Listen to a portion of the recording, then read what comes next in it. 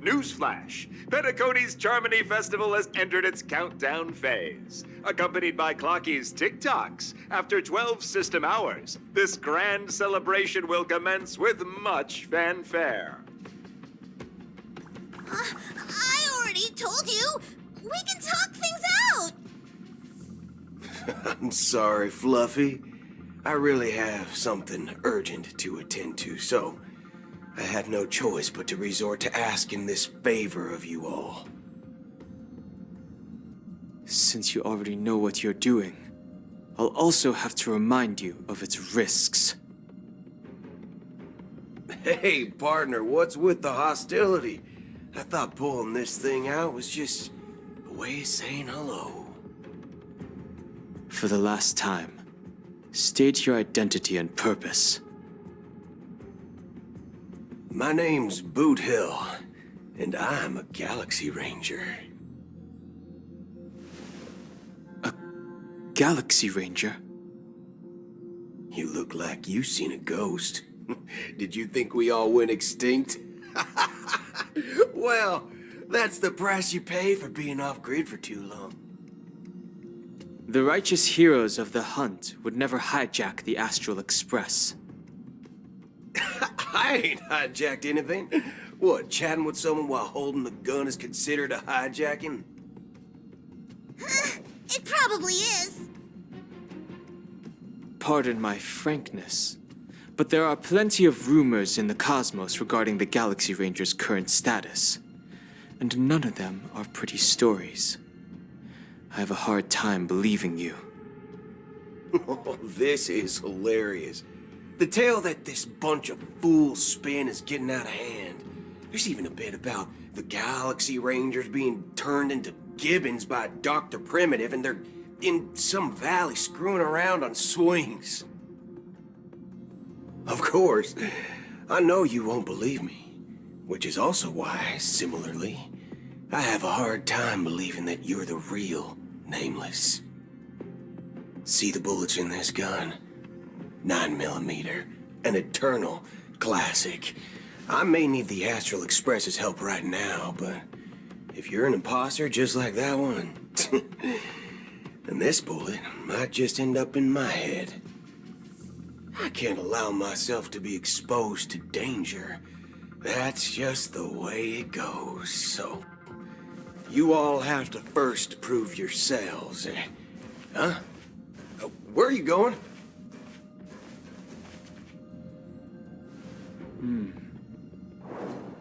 Recognize this? It's a model fudger. The Jade Abacus of Ally and Oath. The CN Joe really gave this to you guys? Model fudger? This is the Jade Abacus gifted to the Express by the Shenzhou Luofu's general, Jing Yuan. Its presence on board serves as the Shenzhou Alliance's official recognition of the Express. Is that enough? Not bad, kiddo. And across these sprawling stars, a gentle squeeze is all it takes to rustle up a whole legion of Cloud Knights. Now, I reckon that'd be one fudging sight to behold. Now it's your turn. Been ages since the Galaxy Rangers had the spotlight shone on them. We ain't equipped with such fancy gadgets. But I've been around the block enough to know the way to handle these types of situations is easy as pie. All right then. Feel free to toss any questions my way. Let's see if my answers can't turn your trust. If your gut tells you otherwise, it still ain't too late to show me the door. And why would I play along? If I truly am a real Galaxy Ranger, you stand to lose nothing. All right then. Tell me, what kind of organization are the Galaxy Rangers? Oh, my friend. This question is a hard one. I don't think I can even consider us an organization to begin with. Everyone's on their own fated path along the hunt, with their own resolute sense of righteousness and not so welcome among such so-called universal values. This reply does not instill trust, and only makes your predicament more precarious. I'm guessing you're gonna ask about some form of shared faith, right? But us Galaxy Rangers don't need that sort of thing. What brings us together is a shared bottom line. Never bully the weak. Never kill the innocent. These oaths aren't some lofty beliefs, but the fundamental bottom line that one must never cross as a person. As Galaxy Rangers, we strictly adhere to the bottom line. When someone crosses them, the hunt's vengeance will surely come knocking. And in this moment, the other crucial meaning of bottom line comes into play. As long as you don't cross it, you're free to do whatever you please. You catch my drift? Second question. Why do you seek trouble with the Astral Express? I already said that I seek no trouble. I must go to Penacony for a matter. But I don't have an invite. And I can't even enter the family's hotel doors. If only I could borrow the Nameless's identity. The entire cosmos knows you're guest of the family. Aren't the Galaxy Rangers also esteemed guests? Well, you've hit the nail on the head. This is why I'm here. It's fine if I tell you. The Rangers are pursuing an imposter. The son of a nice lady posing as one of us. She's on Penacony right now. My informant is a memo keeper. She's the same as all mimetic organisms, appearing one moment and gone the next. She scares the fudge out of me. Still, she gave me some vital info. That Galaxy Ranger imposter. Who is it? Is that the third question? Is it a hard question? It isn't. Just that you might not believe me. That person calls herself Acheron. And according to our informant, she could be an emanator of nihility. That's impossible. That's what I said. Don't worry. When I first received the news, I had the exact same reaction as you. IX never gives anyone so much as a first glance, and that's perfectly normal. What reason would they have to bequeath strength unto mortals? Then you must know that emanators can also conceal their own identities, which, for many people, it's better that way.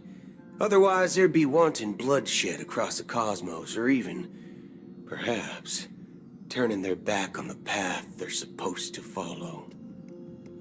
I had the good fortune of running into an elation emanator. Its appearance was no different than that of those clowns. If it weren't through sheer luck that I got it drunk, I would have never known of its eminent status. Even in the purest hunt, you'll find the Xianzhou Alliance under the spotlight and Galaxy Rangers lurking in the shadows. Paths are inevitably concepts created by people and exist in planes beyond our understanding. To reckon that nihility emanators don't exist, well, maybe we just ain't nihilistic enough. So, do you understand now?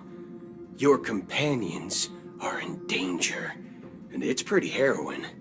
If you don't want to believe me, you'd best send a message to them, but I'd advise you to move fast. We don't know what's happening in the dreamscape or how much of what the memo keeper said is true. And that Acheron, who knows what she intends to do.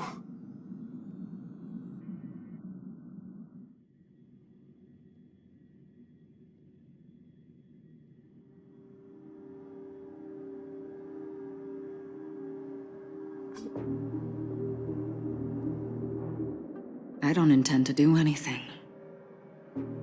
That's not up to you.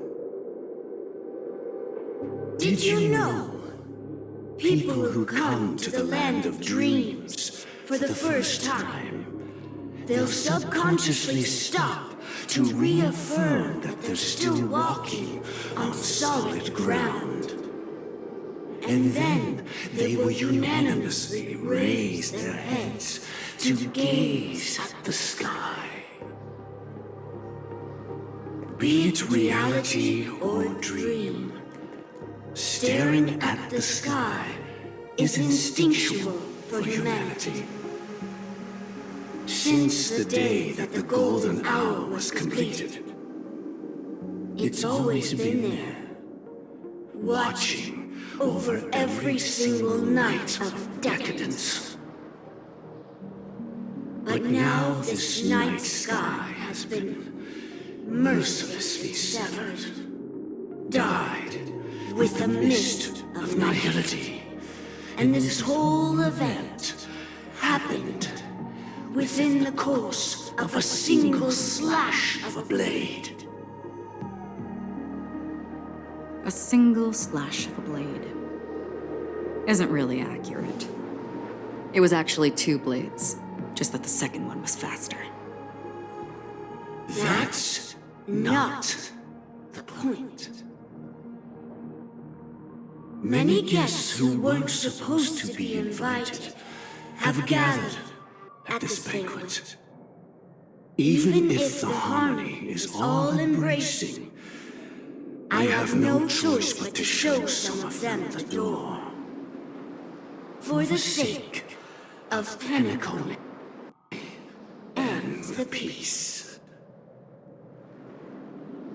The planet of festivities has no place for you, a puppet of nihility.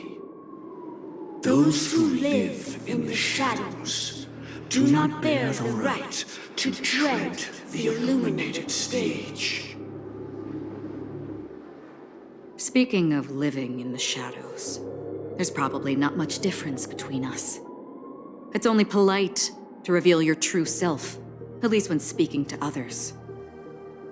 Penacony's Dream Master.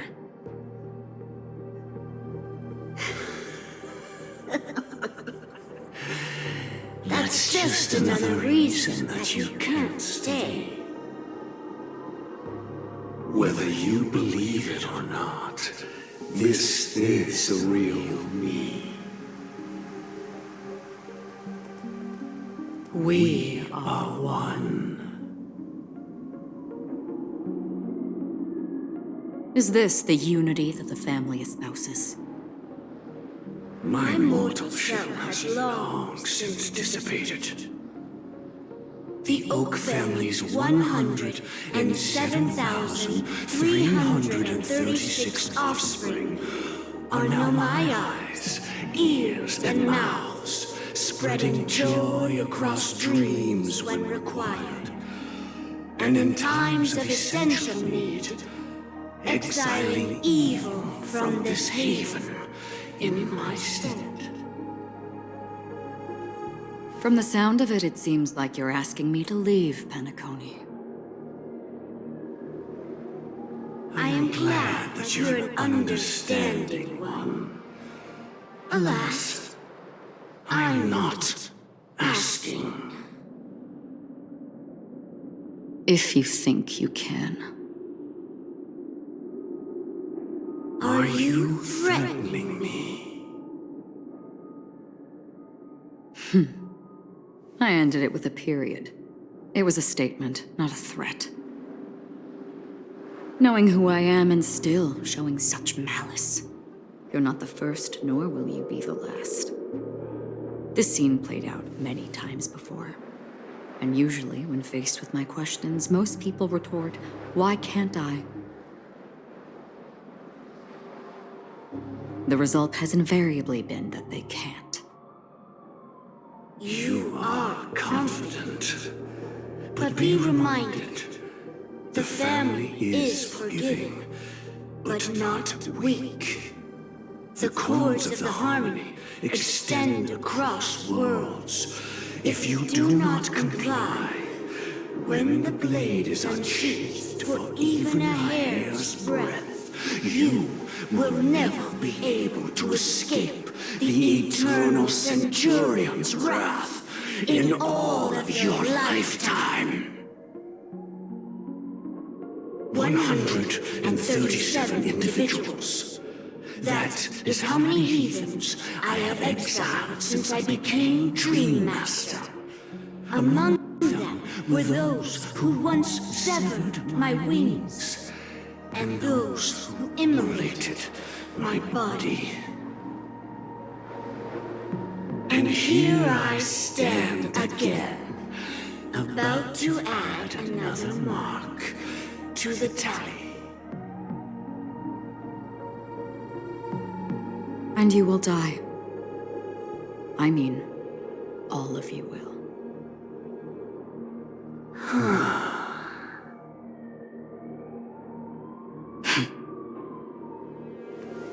But that won't come to pass. I'll do as you ask. I'll leave. A wise choice. I wasn't aware there was a choice. To you, that surely is the only option. Please bear in mind, you and Penacony are of different worlds. Those born on the far bank cannot seek solace across the river. Leave and never return. The radiance of the planet of festivities is overwhelmingly bright, luring in tricksters, wrongdoers, and criminals. But even the harmony itself will never welcome the self-annihilator of nihility. And even more so, when this self-annihilator heralds the destruction of everything. Your strength is obviously a gift of the sleeping and shapeless, immeasurable and fathomless, like a tributary spawned from the abyss that brings death and sin to all. Acheron, a befitting name. Take it from someone on the other side of your so-called river. You know better than I do that Penacony has already deviated from the harmony. Whatever your intentions may be, I foresee only one outcome. Its future holds nothing but nihility. Just like all the worlds that have drowned in their shadow.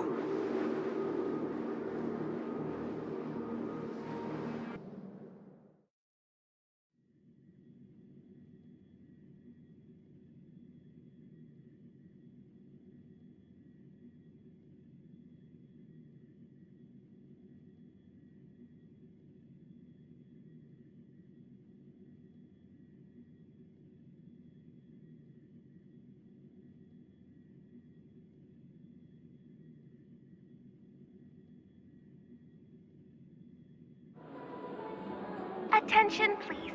The unusual event that occurred moments ago was due to a technical malfunction at Clock Studios theme park. The family has promptly responded to secure the area, and we're happy to report that there have been no injuries. Oh, I swear that was no movie shoot. So many chips fell from the sky, and I even caught one of them. But it vanished in an instant before my very eyes. Excuse me.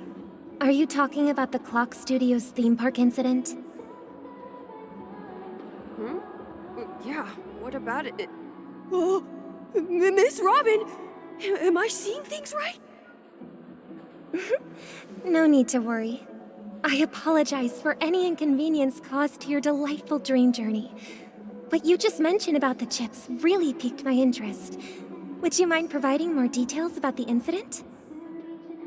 Oh, it was just those chips you normally see everywhere. The green ones? They fell from the sky as if it were raining. And then those chips simply disappeared. It appears to be the Dream Sim tech the Iris family has been developing. Huh? Miss Robin, you mean those chips were all part of a performance? But I really... Shh. This technology hasn't been made public yet. It was originally planned to debut at the Charmony Festival, but it seems it's been leaked. Can you help me keep this secret? The raining chips were supposed to be part of my act. Oh, I see. Then it all makes sense now. I'll do anything to help make the Charmony Festival a success. Thank you. As appreciation, I'd like to give you a token gift. Oh, this button is... Press it at just the right moment in the celebration, and there could be an unexpected treat in store for you. All right. It looks like there are other guests who are also confused. I'll have to excuse myself. Please, enjoy the dreamscape. So many people talking about it. This commotion at the theme park definitely made waves.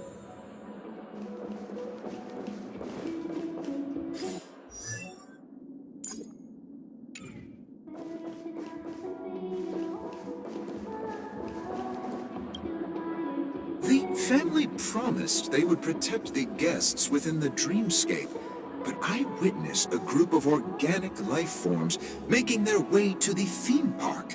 And soon after, a rip tore through the sky, and black rain started leaking out of the void.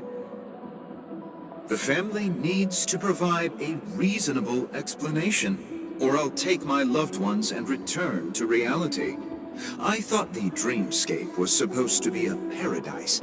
If it's not, then there's no point staying here. It appears the good sir has seen many great events. And it's true that an uninvited guest has unexpectedly entered the dreamscape. However, their target is not the ordinary guests, but the ambassadors of the IPC. The family will certainly ensure that the safety of the guests is of the highest importance. Miss Robin, I know the Bloodhound family has already sealed off the theme park and has control over the situation, but it won't resolve the problem. The family can try their best to protect their reputation, but as a guest, I don't wish to gamble with my life. But as you can see, sir, no innocent bystanders were affected in this incident. Perhaps the dreamscape is not as perfect as promised, but there's no place safer than dreams under the family's rule. I believe you know this better than I do. If this incident happened in real life, how many people would be able to walk away from it? I could stay here, but keep in mind, guests come to Penacony to enjoy the dreamscapes. They do not wish to be entangled in a conflict between the family and the IPC, so let's not have any more unnecessary incidents. Of course. With the Charmony Festival about to commence, we will spare no effort in our preparations. Rest assured. To express our apologies, the family has arranged this gift for the guests. Thank you for understanding.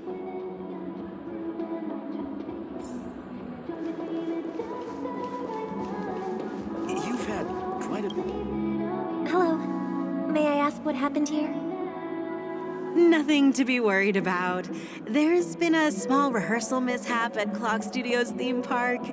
Please stay calm. Hey, are you a fool? You don't even recognize Miss Robin? Who do you think you're talking to? I'm sorry.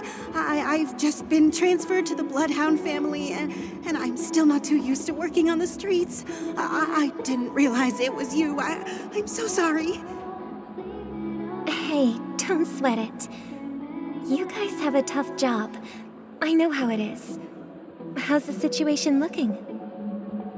Oh, we've sealed off the theme park. Most guests are used to bizarre phenomena in the dreamscape, and so far, no threats have been detected. We can expect order to be restored soon. Rest assured, Miss Robin will intensify our patrols to ensure that no incidents occur. I trust you guys. But regarding what happened in the theme park, what do you hounds think about it? It's okay. Feel free to speak your mind. Well... Actually, I was there shortly after it happened. Is it true that the IPC's ambassadors came with ill intent? And that Galaxy Ranger who easily cut through the sky? Miss Robin, tell you the truth, everyone's been talking about it. The myriad factions on Penacony have already been causing unease for everyone. Thank you all for your loyalty towards the family. The planet of festivities has indeed run into some trouble. The representative from the IPC, he's trying to regain ownership of Penacony and is prepared for a hostile takeover.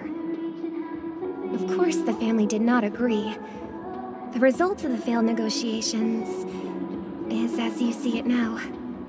No wonder. So this is the main reason why the IPC staff are banned from entering the dreamscape. Did they apprehend the troublemaker in the end? Don't worry. Mr. Sunday is currently tracking his whereabouts, and he'll have something to show for it soon. However, given the situation, the IPC surely won't let this go easily. Therefore, we are relying on you hounds to maintain the order and stability of the dreamscape. Please be assured, Miss Robin, we take our orders seriously. We won't let those IPC cronies get away with this. Thank you for your hard work. If there are any other members who still feel uneasy, please tell them on my behalf that protecting the dreamscape requires everyone's help. This is a small gift prepared by the Iris family for the guests. There's one for you too. Please, open it at the Charmony Festival for an unexpected surprise. I can't believe I received a gift from Miss Robin. It feels like I'm dreaming. Wait, I am in a dream. If trouble comes knocking on our door, we're not afraid to go to war. Rest assured, the dreamscape's peace will be protected by the Bloodhound family.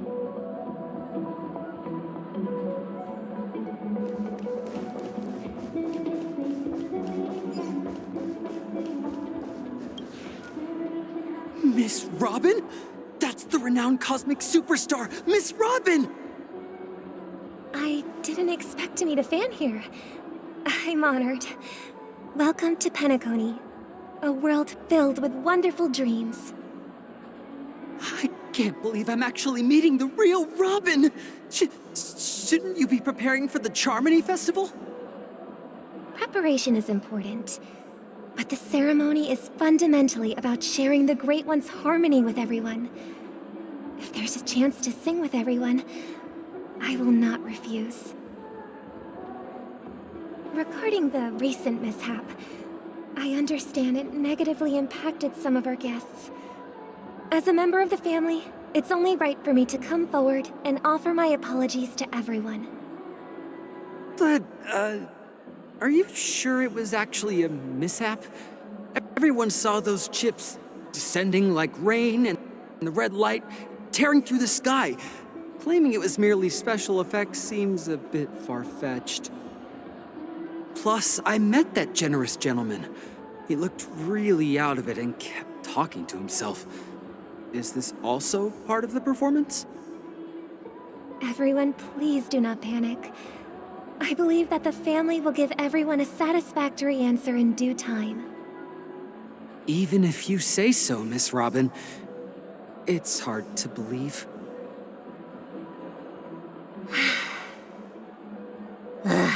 Some people just never listen, do they? It's never ending. It just goes on and on. I'm getting really tired of this. Miss Robin?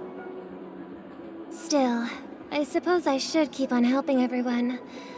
I am the epitome of joy, kindness, and goodness, after all. Huh? What was I just doing? And, who might you be, miss? Here, take this, little guest. This gift has been specially prepared for you by the family. Make sure to take good care of it until the opening of the Charmony Festival.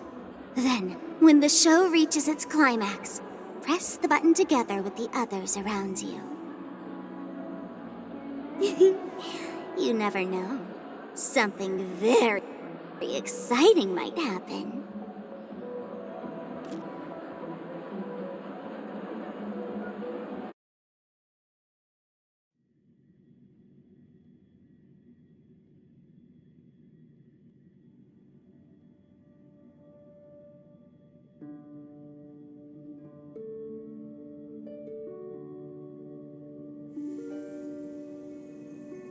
We're back to where it all began.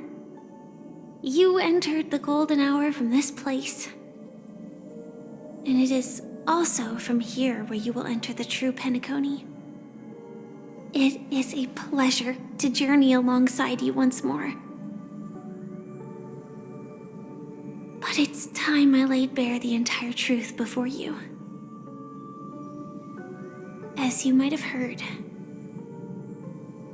I also go by another name. Stellaron Hunter Sam.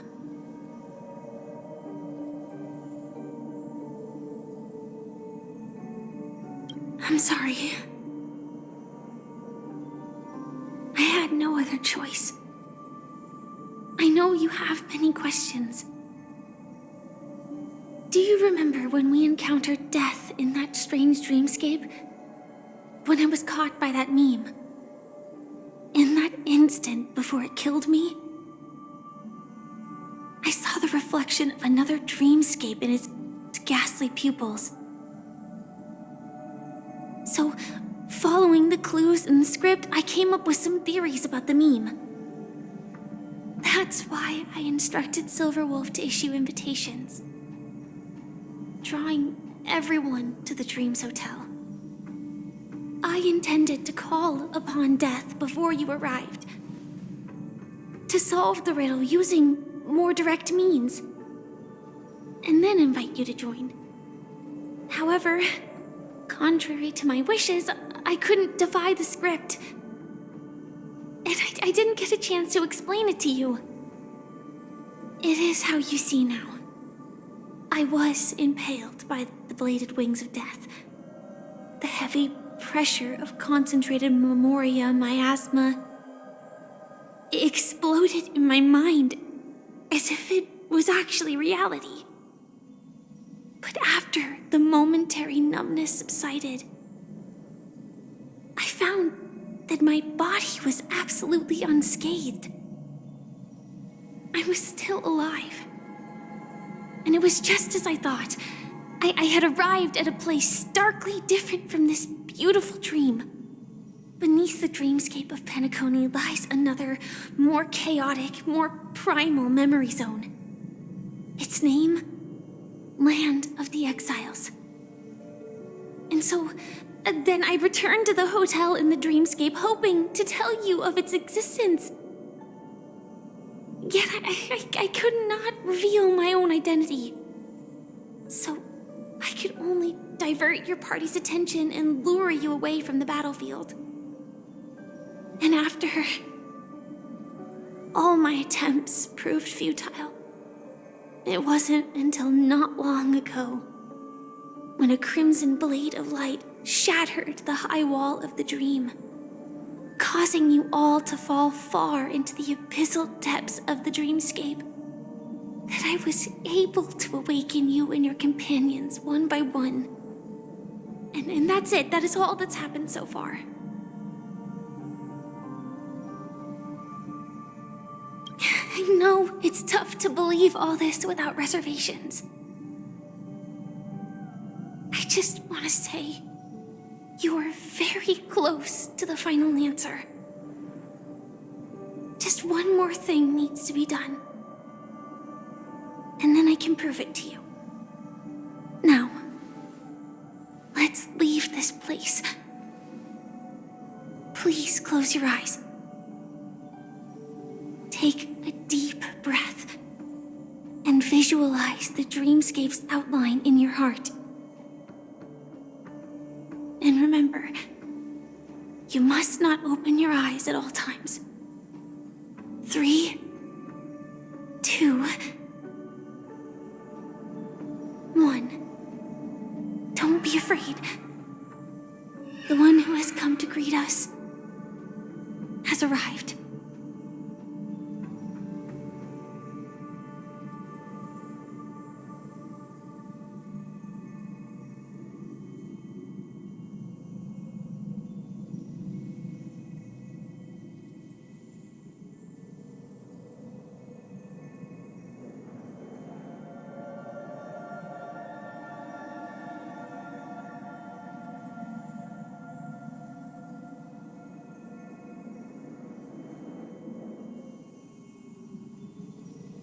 I never knew you could do this. Do you have a driver's license? I do. That is surprising. Why? Because this is Japella, the city of sins? No, it's nothing. I'm just thinking that you haven't slept in 20 system hours. Are you sure you're okay? I'm fine. I'll survive. Same goes for you. I'm not so sure about that. Slow down a bit. Infiltration is over. Feel free to activate Sam anytime you like. There's still some time before the next part of the script unfolds. Let me stay a little longer in this body.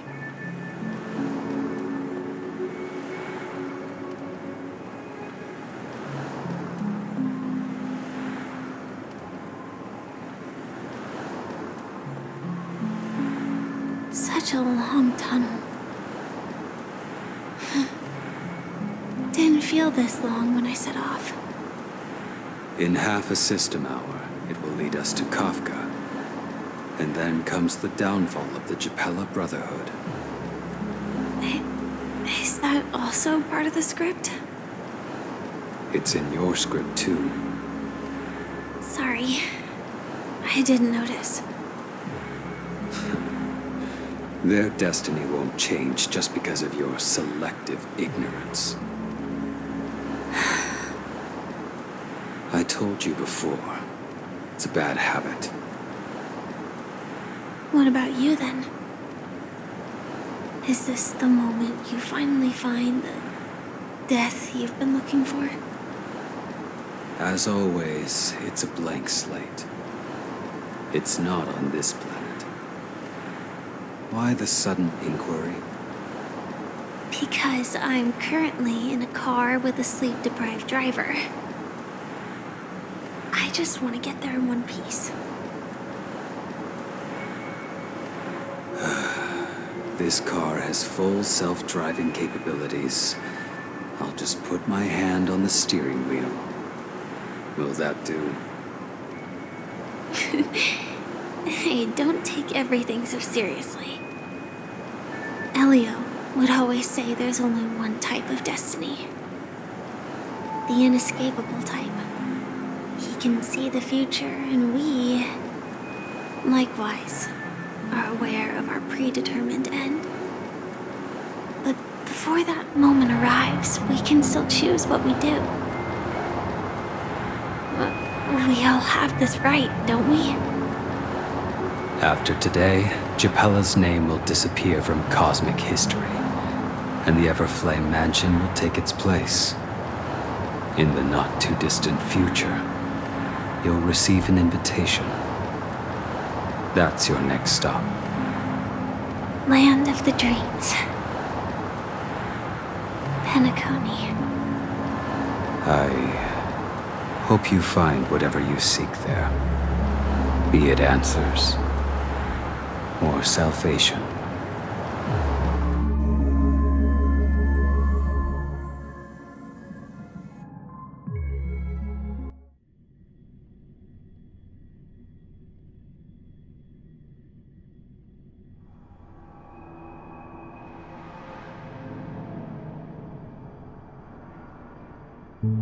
Yeah.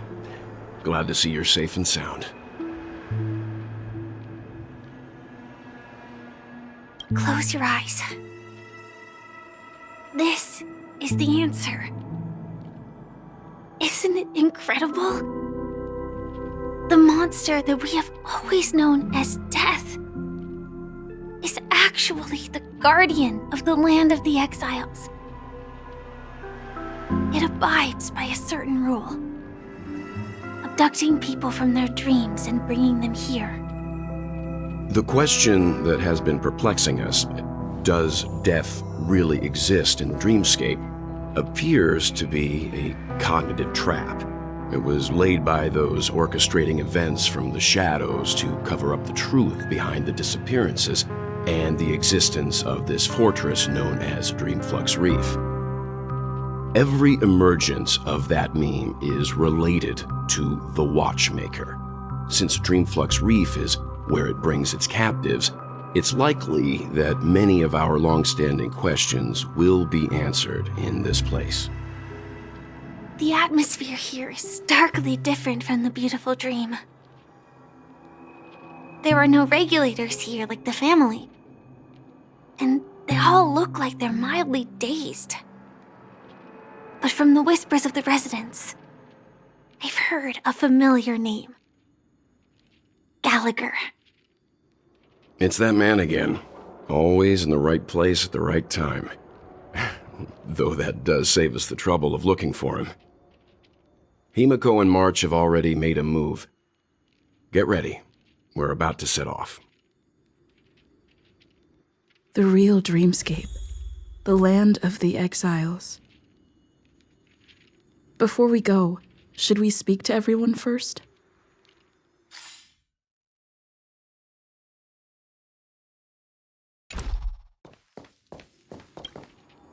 I'm really sorry for waiting until now to tell you everything. 2 reasons. Firstly, the script. In the future that Elio saw, Sam and the Astral Express's confrontation was inevitable. I tried to break the shackles of the prophecy, but this is as far as I could go. That aside, there were also my personal motives. I wished to travel with you as Firefly, and not Sam.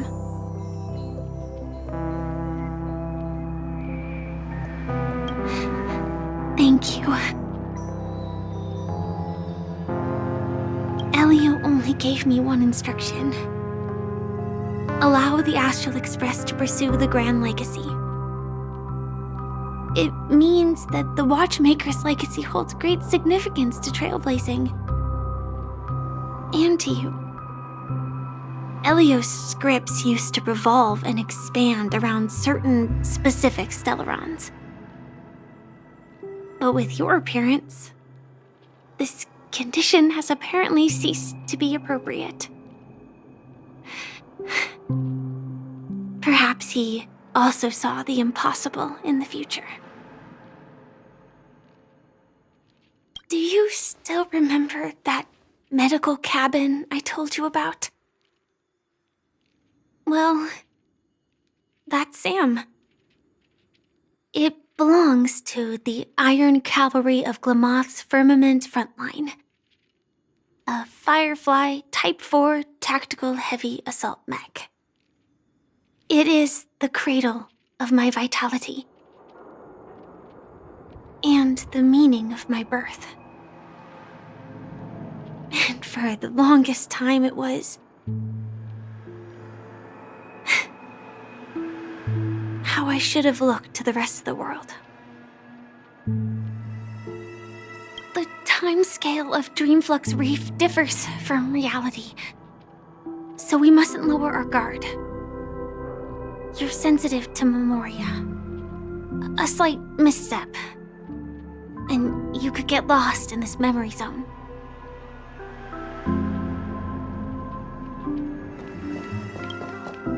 Something on your mind?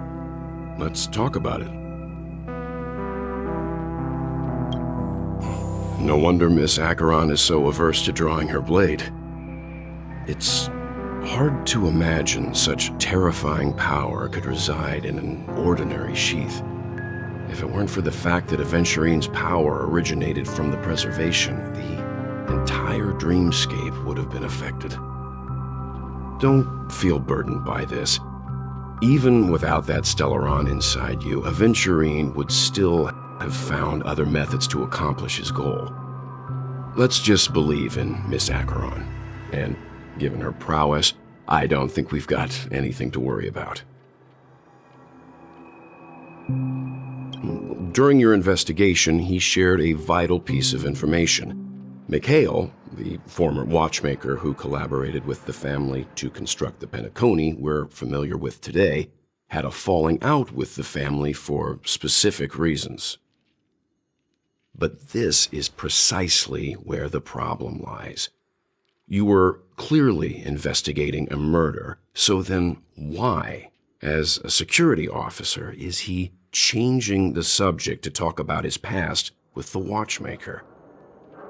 And now, with Firefly mentioning his name again, it's hard not to be suspicious.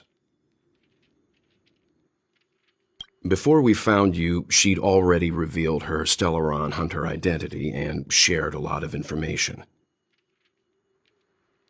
Who would have thought that the Molten Knight's true identity was actually a young girl? For her, this is a secret that she cannot allow others to know. That being the case, I think we can believe she's willing to cooperate. But she didn't reveal all her secrets. I just can't shake the feeling that her situation is different from that of the typical dreamer. And I hope that doesn't lead to any dangerous predicaments. I hope you've regained a little composure. We'll move out when you're ready.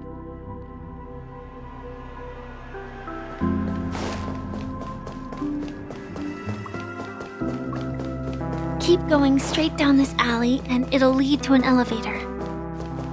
It'll take us to the center of the land of the exiles.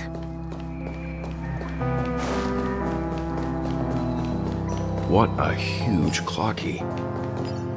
Looks like the watchmaker also left his mark on Dreamflux Reef.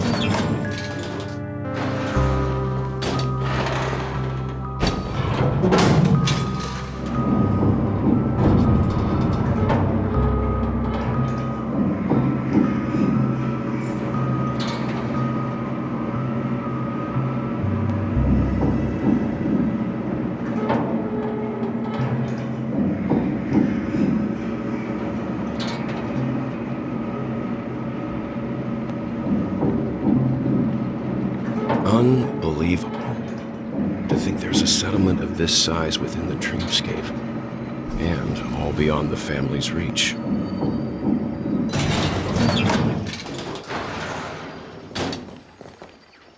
The atmosphere in this fortress is pretty different from that in the beautiful dream. When I first saw it, I was in awe too. The sky here, it's like a reflection of the 12 dreamscapes. What's even more bizarre is that this place is also separated into trade and residential areas.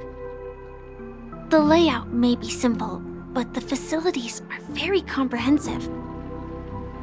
It seems that there are quite a number of people living here. Though both dreamscapes have distinct styles, the architectural designs are quite similar. Works of the same hand, perhaps. Hard not to speculate on the connection. But there's no point in overthinking things.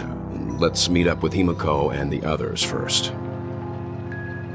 Take a right turn at the end of this road and you'll reach the trade district.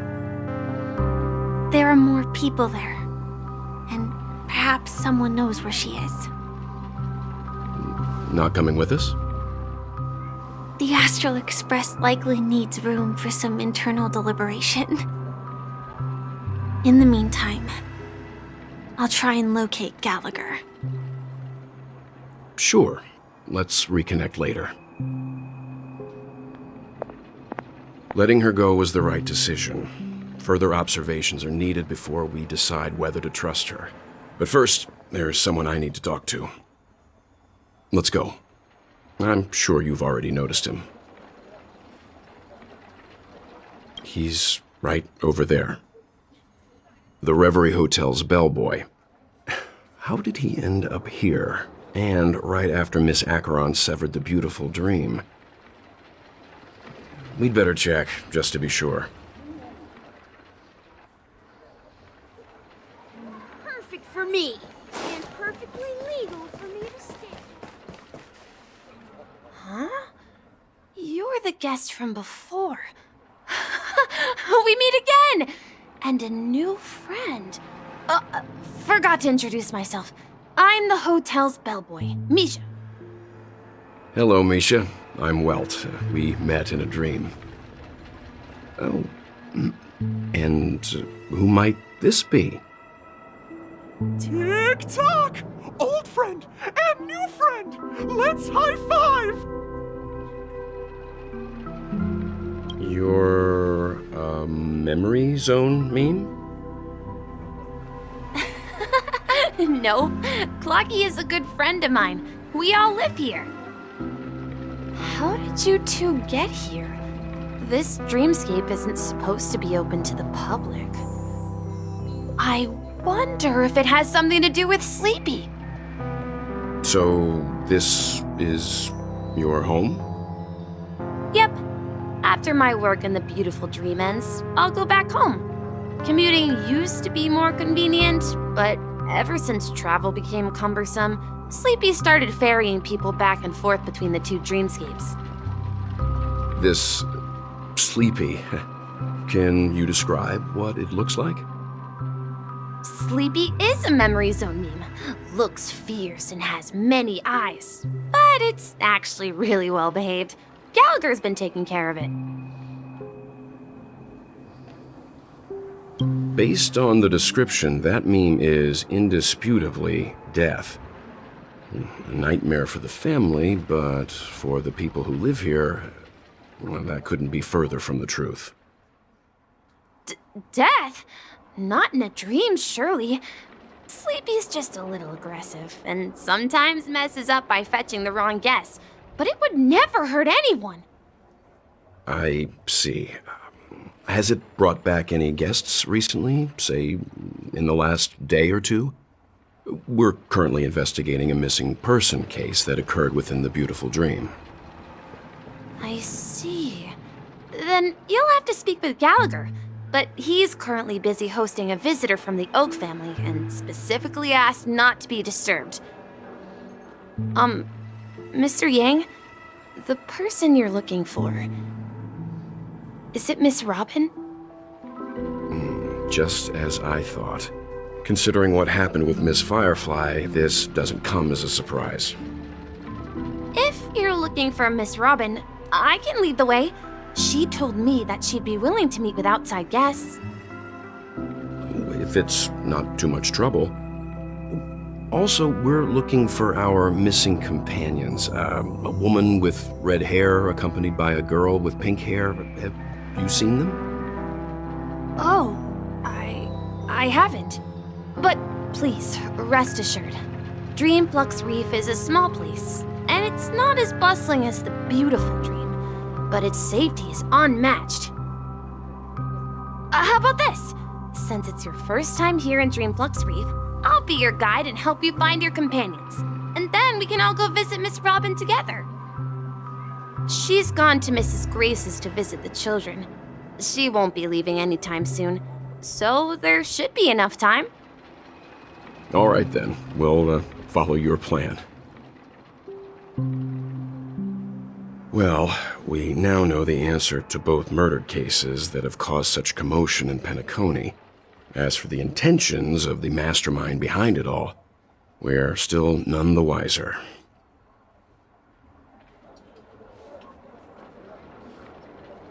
Yes, that's my thinking as well. I'm not entirely certain, but we still have to find him one way or another. Say, you mentioned before that you saw a Clocky that only you could see, right? I can't shake off this strange feeling. Am I really still so young at heart? Forget it. It's not important. We'd better just follow Misha.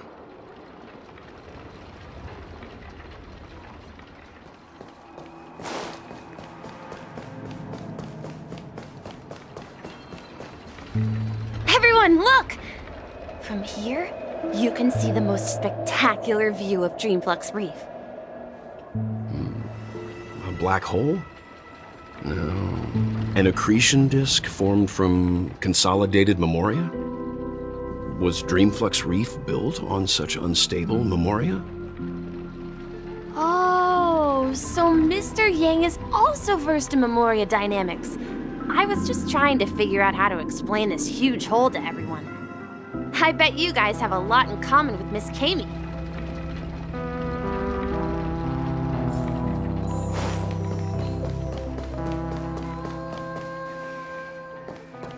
Look! There she is! My calculations are finally done. In another 10 system hours, the above dream will swallow the dream below. My hypothesis was correct. This place will cease to exist as the dream devours everything. Who are you all, and why haven't you left yet? This place is about to disappear.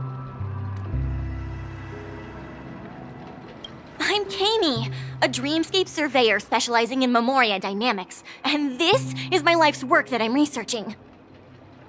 See that huge gaping hole?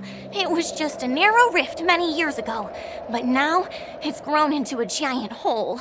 The surrounding memoria has been flowing towards the other end of the hole at a constant velocity, slowly but surely. But the scary part is, according to my calculations, the flow rate of memoria has recently changed, and it's faster than ever before.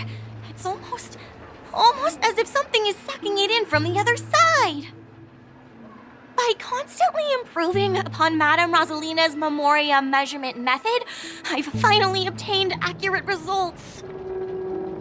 After 10 system hours, the Dreamflux Reef will cease to exist. Just like the melting of glaciers, everything will crumble and disintegrate. The dreams on that side of the void will fuse into one. Please don't worry. This sort of thing has happened many times before. Miss Kami isn't a bad person. She's just a bit lost in her own world. She'll probably realize she's wrong soon enough. You don't say. There was something else that piqued my interest. Who is Madame Rosalina? Oh, do you know her too? Or are you also a fan of memoria dynamics? We're very interested in Madame Rosalina's achievements. Could you tell us a little more about them? Why, of course! She's an excellent scholar of memoria dynamics, and the first person to apply memoria rate measurement methodology on interstellar travelers. Regrettably, due to the presence of the Garden of Recollection, ordinary people don't pay much attention to the nature of memoria. She departed this world without much fame, leaving only a few thin journals behind. I came to Penacony to learn more about my idol, and went to great lengths to seek out Dreamflux Reef, all because this is her final resting place. Prodigies always meet their demise prematurely. If only Madame Rosalina had more time, she would have discovered a way to reverse the flow of memoria. I felt it. The source is in the golden hour. There is a certain anomalous presence stirring the currents of the memory zone. I must uncover more concrete proof. I must convince everyone. Does the name Madame Rosalina sound familiar to you?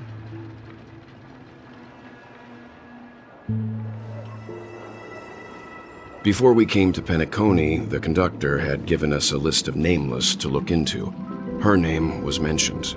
It seems like she did a great deal of research and calculations in Dreamflux Reef before abruptly passing away. Miss Katie regularly mentions her. I hear Madame Rosalina passed away during the prison war. She could see the Penacony of today. Its people building homes in the memory zone.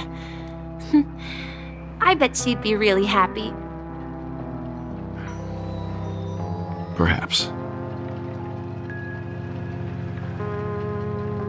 Our destination is the commercial district. That's where the largest crowds gather in Dreamflux Reef. We might be able to find the others there. Let me go! Please, come to your senses. I'm begging you. Ghost! There's a ghost! Don't come near me! Oh my. I'm human and so are you. Can you get a grip? Mr. Yang and Miss Trailblazer, I've been waiting for you. Quickly, come help. I bumped into a member of the family on the way here.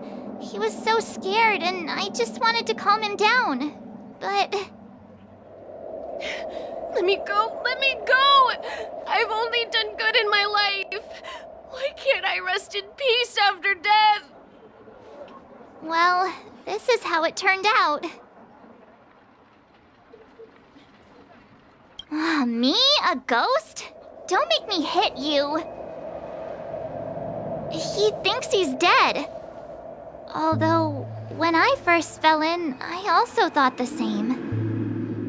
Dear guest, this is not the afterlife. This is Dreamflux Reef. That's right. Did you hear that? Repeat after me. Dreamflux Reef. You're talking to someone invisible. If I'm not dead, what am I? I shouldn't have pushed my luck and tried sleeping in my dream. Curiosity kills the Papeshi. Stop asking! You'll alert the monsters. All the dead are right here. All of them. You're not talking about the memory zone meme, are you? Don't say that name! It's all your fault. They're coming!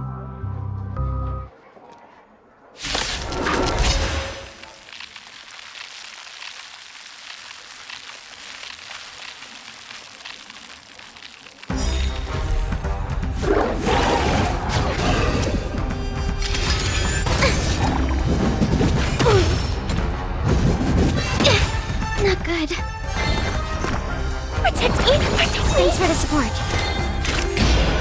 Still waters of oblivion. We have the upper hand. Ready for another? I weep for the departed. It too shall fall.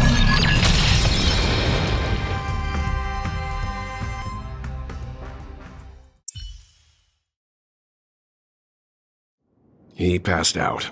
His intense negative emotions attracted the nearby memory zone memes. I see. But why aren't the other people around here scared? Unlike in the Sweet Dream, people here don't see memory zone memes as dangerous monsters. And even if they pose a threat, people can easily escape by forcing a wake-up call. But we can't just leave this man here. Can we take him somewhere safe? We can ask Jessie for help. I've gotten to know many locals while waiting for you guys. I remember when this... Everyone here is living a self-sufficient life. I don't know how to describe it, but this place feels like the real dreamscape.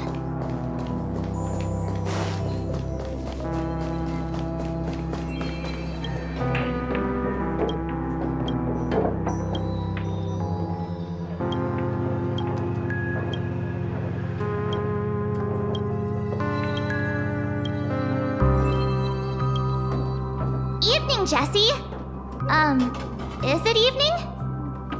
Welcome, Miss March. Who might these be? These two are my friends. As for the man lying on the ground, he's a scaredy cat who fainted from fright. I see. Another poor guy who accidentally ended up here. I'll take care of him. There have been a lot of new faces lately. Things must be tough in the beautiful dream. The few remaining havens of freedom in Asdana will soon face trouble. Do such things often happen here? Not really, but they're becoming more frequent now. Guess it's one of the signs of the Sweet Dreams collapse. This man has had quite the shock. Could you help me find a Halovian lady, March? Her songs can heal mental wounds. A Halovian lady? That must be Robin. She's also here in Dreamflux Reef.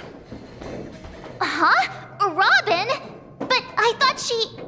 Oh, right. If Firefly is here safe and sound, then it means Robin must be okay too. Misha is about to take us to her to find out what happened. But before that, let's meet up with Himiko. You were with her earlier, right? We met some stowaways in the residential area. Most of them came from neighboring star systems. I heard that places like Dreamflux Reef are scattered throughout the memory zone of Asdana, like islands in the ocean. They existed before the family arrived.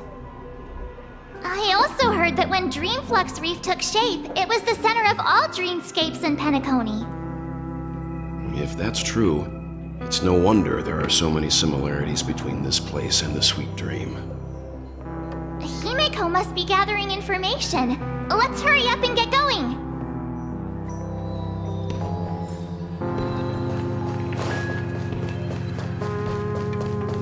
I knew you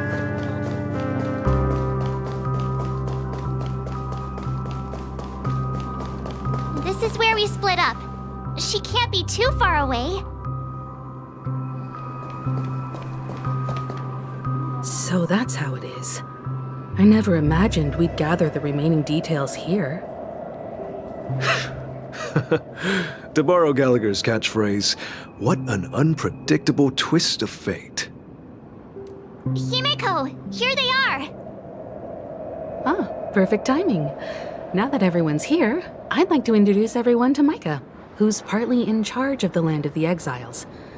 Micah, these are my companions. It's a pleasure to meet the Nameless. You know us? I've been keeping an eye on you since the day you arrived in Penacony. We would have met under more appropriate circumstances if Dreamflux Reef hadn't been isolated from the 12 dreamscapes. Please, allow me to formally introduce myself. I'm Micah, the Gravekeeper of Dreamflux Reef. Gravekeeper? Life in Dreamflux Reef is pretty liberating. Everyone here mostly keeps to themselves, without meddling in others' affairs. My daily task involves cleaning a few tombstones. You're too modest, Micah. When lost dream chasers stumble upon this place, you're the one who takes care of them, guiding them back to the sweet dream, or showing them how to survive the wild dream chaos. So, a guardian of sorts. Were you talking to me, Mr. Yang?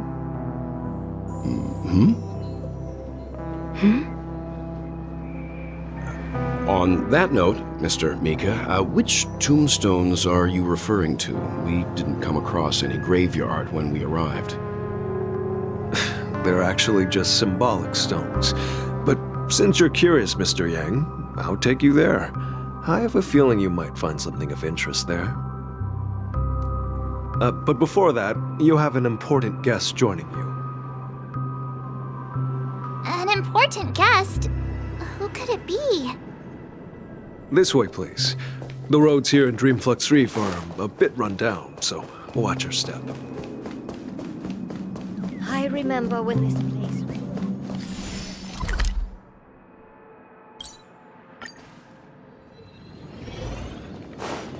This trash can is...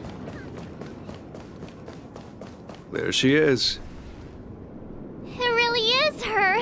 Miss Robin!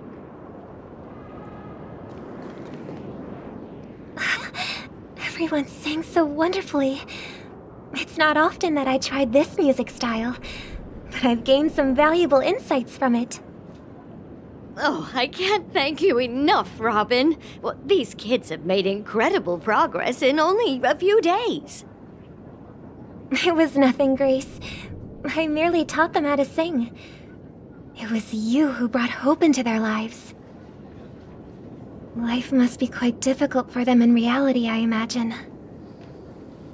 That's right. Whenever it's time to say goodbye to these kids, they're reluctant to leave.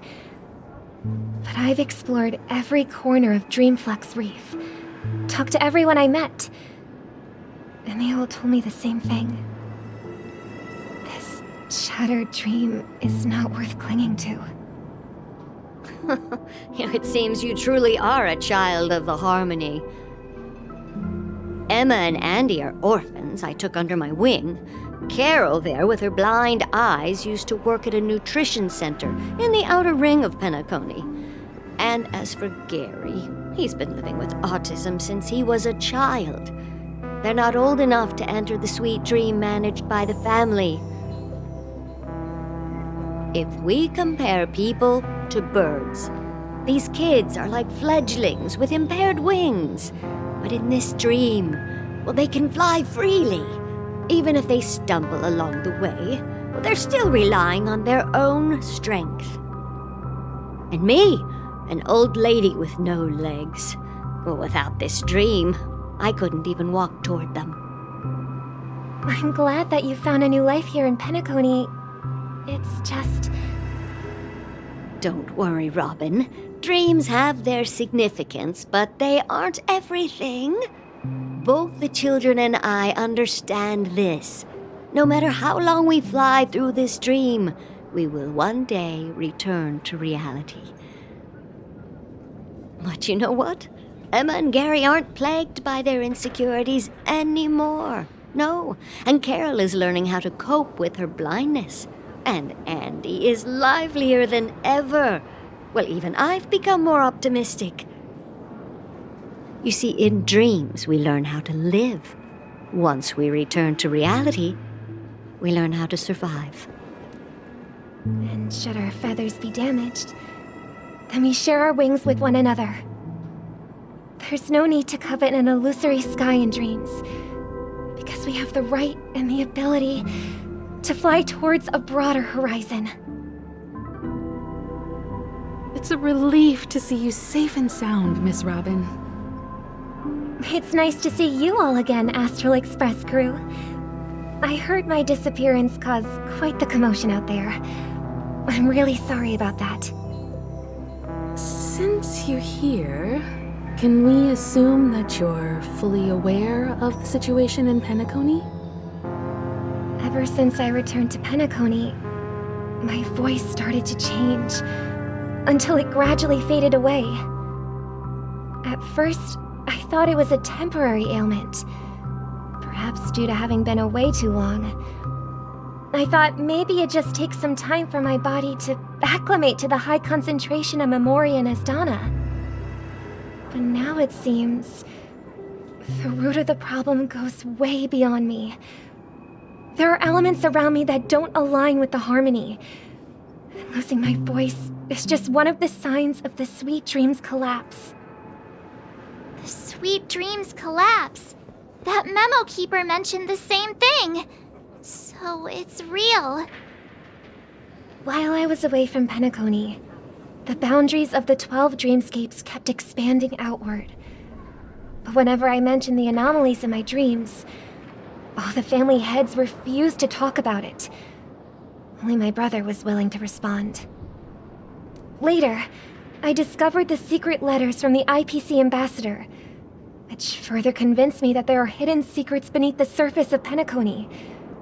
So, following the clues in the Oak family's dossiers, I found my way here. The land of the exiles, concealed by the family under the guise of death. A dream within a dream, where Penacony's past is buried. Hearing you speak, it sounds as if your voice has made somewhat of a recovery.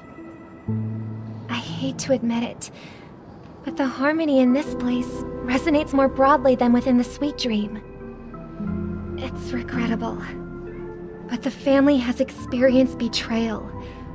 The traitor, or traitors, abandoned their original principles and, using the name of harmony, exploited people's weaknesses to turn Penacony into the planet of festivities, trapping everyone in the illusion of the Sweet Dream.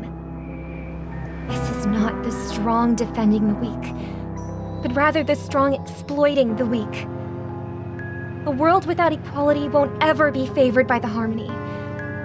And naturally, those voices blessed by them have lost the ability to sing. Could there be another force influencing the family's shift in philosophy, Miss Robin?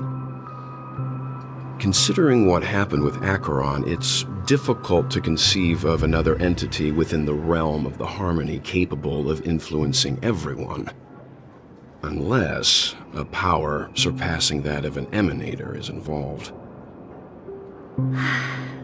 I'd heard about what happened to the Cienjo Alliance, but as far as I'm aware, the family hasn't faced any such external interventions. Who knows? Perhaps I've just been away too long and missed something.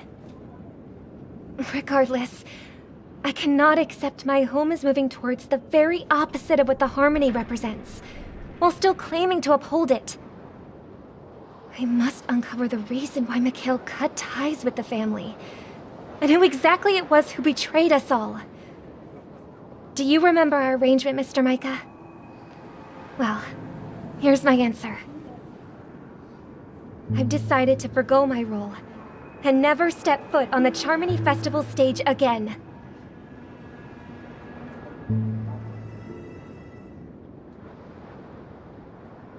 Look here, brother. A little bird. Looks like a fledgling Charmony dove. But Charmony doves don't live here. So how did this little bird get here? Maybe its parents abandoned it? It looks weak and frail. Why don't we find something soft and make a nest for it?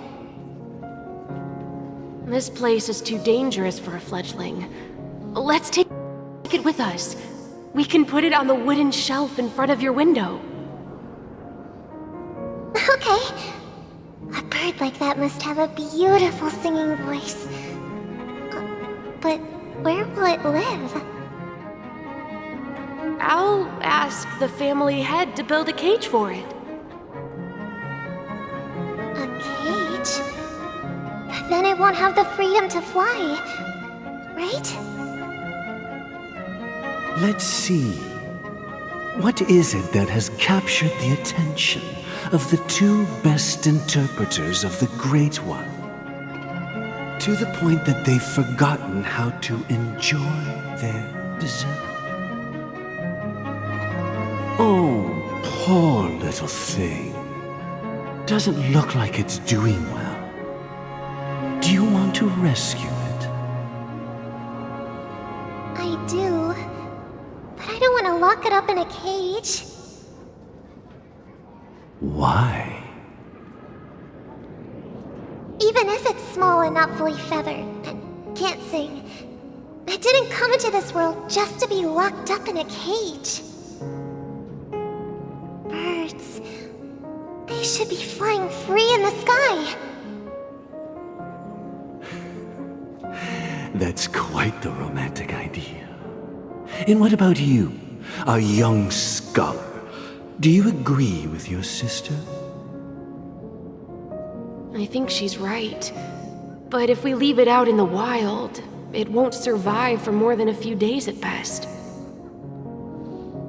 Ah, I see. It seems our little scholar is still a bit unsure. Well, let me tell you youngsters a story. As you probably know, Charmony doves can fly through the air. When they fly really high, the friction caused by the flapping of their feathers against the atmosphere creates amazing lights so that they look like shooting stars. We've seen this spectacle so many times that we think it's just something they can naturally do. But that's not the truth. Their radiant display is the result of countless struggles against nature over generations. Their ancestors were too weak to survive on the ground, so to escape predators, they started seeking new opportunities in the air. After countless attempts by many generations, one of them finally figured out how to fly. It soared into the sky and never looked back at the ground again. So, you mean birds aren't born to fly, but they find a way to do it through their determination, right? Well, that's an idealistic way of putting it. So, what are your thoughts, Sunday?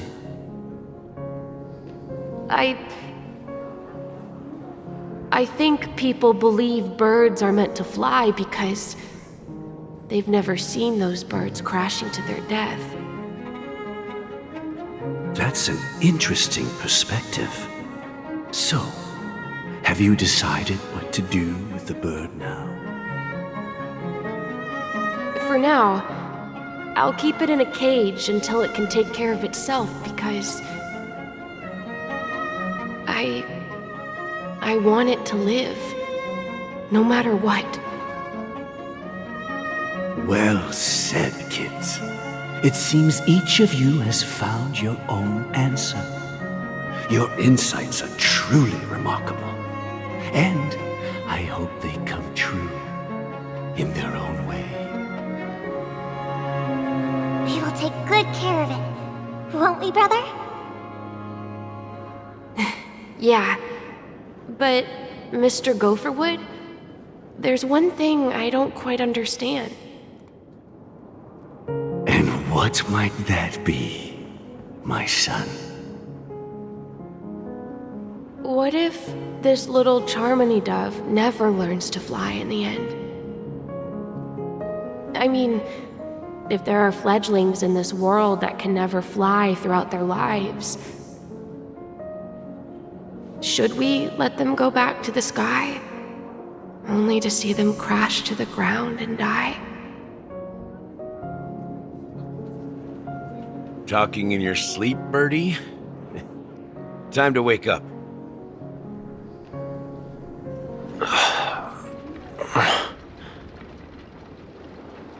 Huh?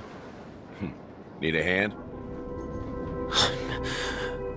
I'm still alive? Yeah. Happy about that. Where is Robin? Tell me. Now. I knew that was going to be the first thing you'd ask. Don't worry, your sister is here, safe and sound. She's probably walking around the streets now. If I were you, I'd be more worried about myself. After all, right in front of you is the guy who just stabbed you in the chest with a dagger. If you wanted to kill me, you wouldn't give me the chance to speak. Just tell me your demands, lackey of the Watchmaker. So, you figured out who I am, huh? No wonder you had the guts to go against the Dream Master and the Four Families. Looks like I made the right choice. Choice? You are aware of my plan and see through my act. time is running out, so let's drop the charades. I'm suggesting we cooperate. Cooperate? What makes you think I'd cooperate with you? The fact that the famous Robin has chosen my side.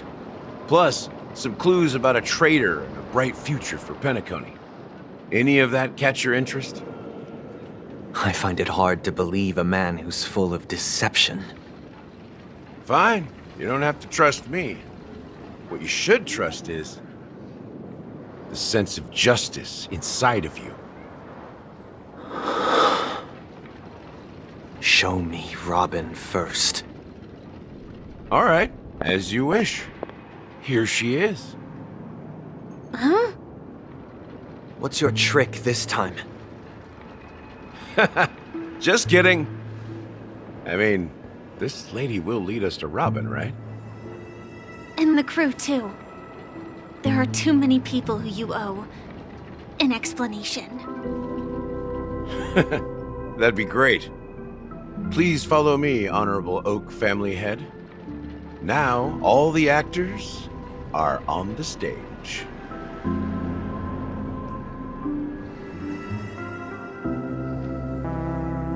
This is the monument I mentioned earlier. The names inscribed on it should be familiar to all of you. Rosalina and Tiernan. When Penacony was known as a frontier prison, it was the Trailblazers who connected it with the stars. They were the heroes who saved Asdana, and their names deserve to be immortalized, not just on this small stone tablet, but in the annals of history for all of time. However, today, the planet of festivities is nothing but sweet dreams. That heavy piece of history is all a distant memory. Just like that prison. If their names are inscribed here, then that means... According to Micah, they died long ago. Rosalina was killed during the War of Independence. She ventured alone into the heart of the star system to investigate the flow of Memoria, but she never returned. Tiernan was a skilled gunslinger, strong and reliable. He led the people through countless battles, but he didn't live long enough to witness the arrival of true peace. In the decade following the war, Penacony faced challenges internal and external. To protect Asdana, Tiernan took up the way of the Trailblaze and led the Lampmoth family to explore beyond the system, only to be surrounded and wiped out by the swarm. Though I had expected as much, the tales of these heroes truly are sorrowful. True to the title of Trailblazer, they spent their lives venturing into the unknown. But what about this tablet? There are no names carved on it. When Dreamflux Reef was created, its owner was still alive. However, he insisted on erecting a monument for himself, saying that it will happen someday. Here we meet again. Everyone from the Astral Express. Robin.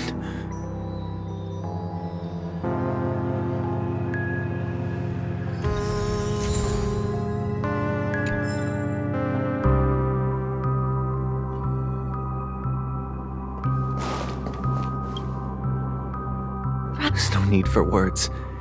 You're safe, and that's all that matters. Well, I did my job. I gathered everyone here. Gallagher will explain the rest to you. Take care. Huh. The atmosphere sure is livened up with all these people in here. I brought Gallagher here. It's time to face the truth. I promised to give the siblings some privacy, so let's talk about our business first. What do you say? That sounds sensible enough. Since you went through the trouble of gathering the family heads, the crew, and the Stellaron hunters, I'm guessing you have something important to say, Mr. Gallagher? Oh, is it that obvious? The look on your face is practically screaming I'm the one behind all this. You're right, Mr. Yang. It is indeed time to come clean on everything. The siblings already know what they need to, and they've made their choice. But you, Nameless, arrived a bit late. So it's only fair that I answer your questions. Before we begin, let me reintroduce myself. I'm the founder of Dreamflux Reef, the deputy of the Watchmaker, and the one who sent out that invitation. As Gallagher, the history fictionologist, I humbly extend my greetings to you all. History fictionologist? So what, everything you told us was made up? Well, don't worry. Almost everything I shared was true. Well, except for the part about the family accepting me back. I double-checked with Micah, and everything he said about the family, the Watchmaker, and Mikhail is true. Thank you for your understanding. Now let's get down to business. I'm sure you're all wondering why I went through the trouble of setting up this battle for the legacy, inviting different factions and stirring up a ruckus all over Penacony. Well, it all boils down to something very familiar to all of you. The Stellaron. The Stellaron? But how is that possible? Penacony is a free-flowing interstellar hub. There are no signs of contamination whatsoever. You're totally correct.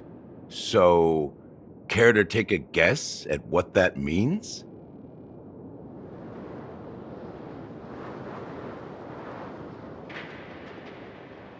How keen.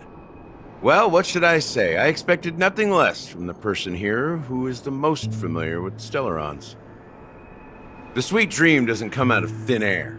If you think of the memory zone as the sea, creating the land of the dreams is like filling that wild ocean with earth to make an island. To achieve this feat, without the help of an emanator of remembrance or enigmata, the only way is to use a Stellaron.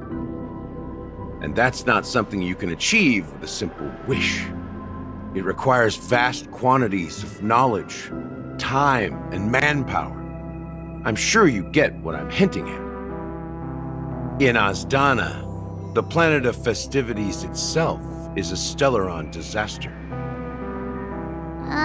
The planet of festivities itself is a Stellaron disaster?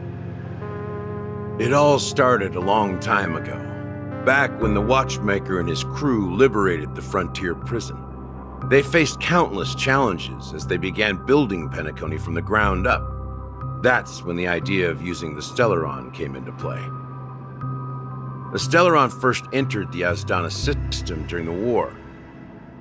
The Nameless warned everyone against the folly of attempting to tamper with such a power, and most heeded their words.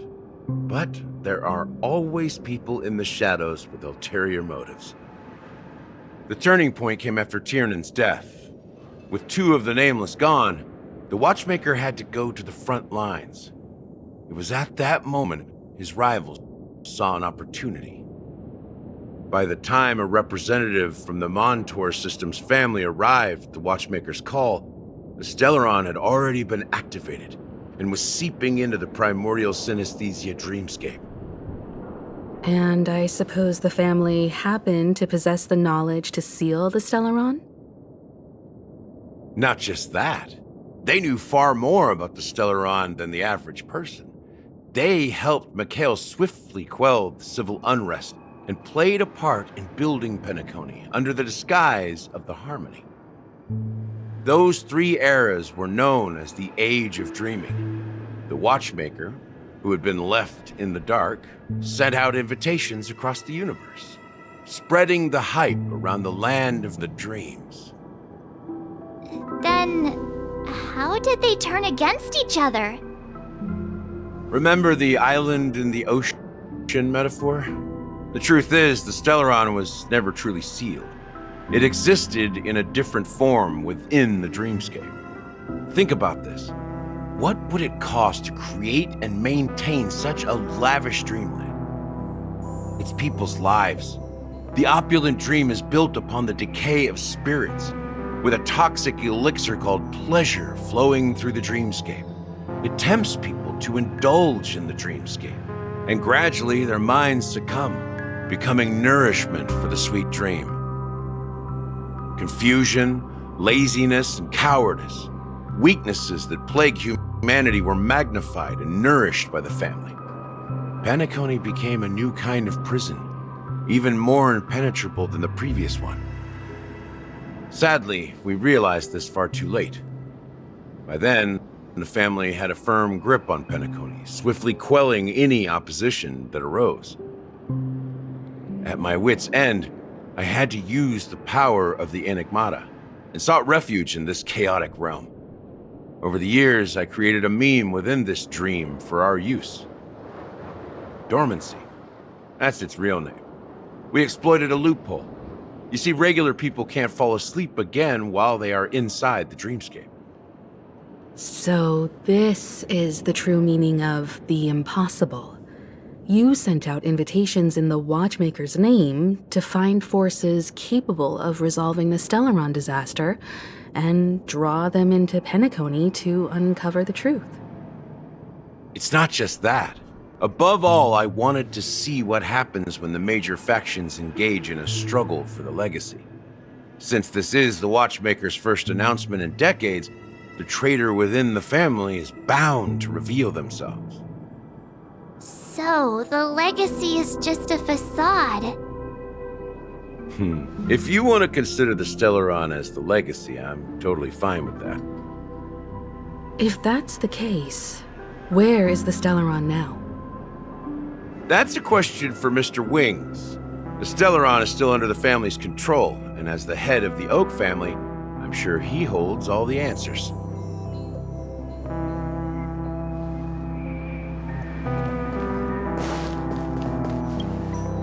Are you done talking? So, will you tell us where the Stellaron is?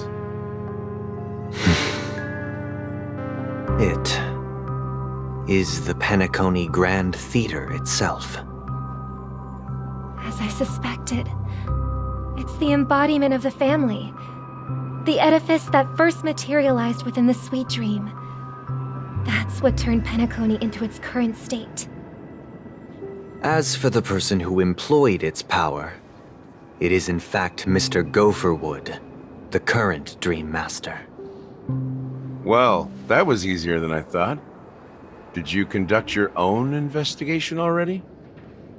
Correct.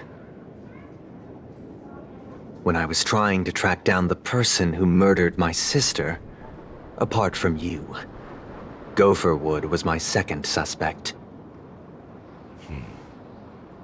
Confronting me first turned out to be a smart move on your part. I didn't have other options. The Dream Master has been elusive, and even the heads of the families can hardly get an audience with him. Moreover, Mr. Gopherwood has been kind to my sister and me. And I didn't want it all to end like this. What do you mean by that? To be honest, my brother and I are also victims of the cancer of all worlds. We grew up as orphans, and were adopted by the family when they came to help. Mr. Gopherwood recognized our potential and brought us to Penacony. But I can't just stand by and watch Mr. Gopherwood become an enemy of the Harmony. I won't use my voice to support an evil cause. I won't step on that stage and sing, no matter who the traitor is, or what orders they give me. I won't let the Charmony Festival become an event that destroys Harmony itself, or the paradise in our dreams. Indeed. For the paradise in our dreams. As the head of the Oak family, I'm responsible for ensuring Penacony's promising future. Robin and I will head into the Sweet Dream and confront the Dream Master. And if it turns out that the family has truly strayed from the Harmony, I'll fight alongside you. We'll put the Charmony Festival on hold and make sure Mr. Gopherwood pays for his blood debt. The enemies you are about to face aren't like this old dog here, who can barely even bark. Since our interests are aligned, why don't we team up? Maybe, just maybe, we'll have a shot at success. We have always been following in the footsteps of our nameless predecessors, and there's no reason to stop now. Yeah, we Nameless won't back down from a challenge. Isn't that right, Miss Trailblazer?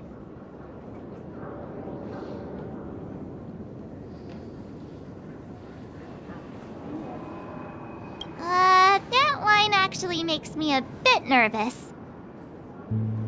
Rest assured, sitting on the sidelines isn't in our nature. Mr. Sunday, Miss Robin, I'm willing to accompany you on behalf of the Astral Express. Having a third party present should help with negotiations, and could make all the difference if things get ugly. Thank you, Mr. Yang. Thank you all very much. The Charmony Festival is about to start, and time is against us. We must hasten.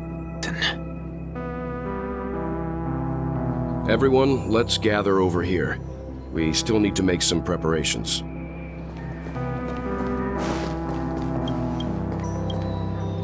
I may have been quick to step up to the plate, but confronting the Dream Master could be a very dangerous affair. Huh? Even you're saying that, Mr. Yang? How powerful is that Dream Master? He's the leader of the families of Penacony, and he has the entire power of the Harmony behind him, not to mention the Stellaron in his possession. We must proceed with great caution. Maybe you can just stay behind this time, Mr. Yang? No, that won't do. Even if we count Robin as an ally, something felt off about Mr. Sunday just now. Although, I can't quite put my finger on it. I have to make sure he won't turn against us when things start to get dicey. You're still carrying the keepsake the IPC envoy gave you, right? May I borrow it for a moment?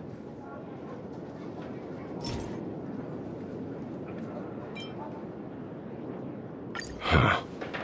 I knew it. As I suspected, this chip Aventurine gave to you is actually a miniature transmitter. If I'm right, he intends to use it to track your location or contact you when needed. As it so happens, this may actually be of some use in the current situation. Aventurine? Is he still alive?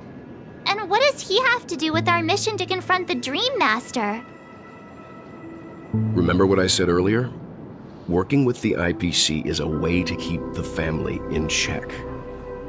If negotiations go south and the family show their true colors by going after the Stellaron, I'll use this transmitter to send a message to the IPC. It'll be just the opportunity the IPC ambassador was hoping for. The only question mark in all of this is Aventurine's current status. But the IPC is always listening, especially senior strategic investment department heads like him. Getting the message across shouldn't be a problem. Good luck to you, Welt. Well, you take care too. If anything goes wrong, don't worry about me. Just make sure to seal the Stellaron. Spoken like a true hero. Even if the Dream Master is innocent, the family's corruption runs deep. I won't make the same mistake Mikhail did. Let's wish him the best of luck.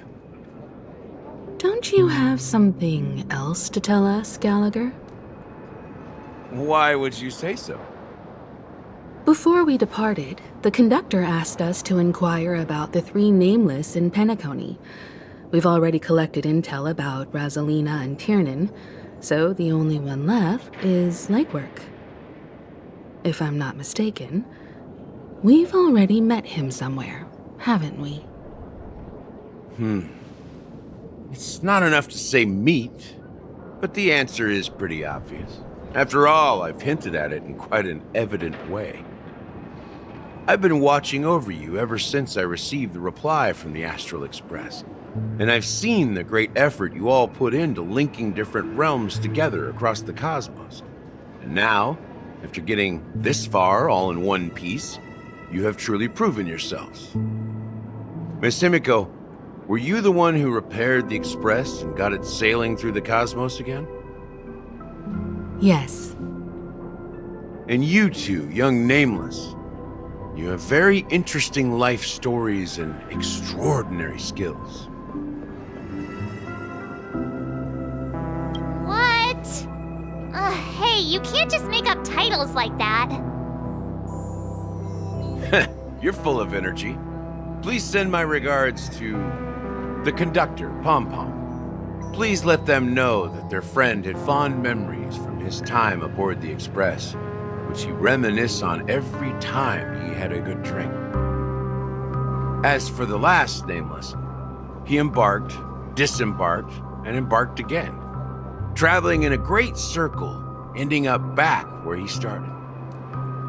On his deathbed, he told me to find the Astral Express and deliver an invitation to the future Nameless. He left behind a special gift, a true legacy. Something that belongs only to the successors of the Trailblaze. Come with me.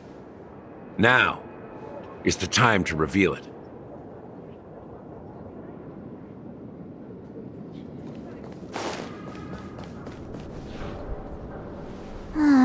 Back here again. Sometimes I feel like you're still alive, old friend. Like you've still got so much to say and do. I've kept my promise, brought the future Trailblazers you've waited so long for. I don't know why you were so obsessed with that train, but I remember your last words.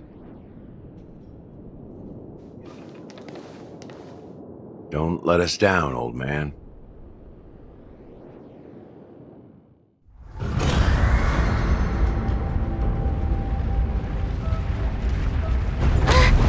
What's happening?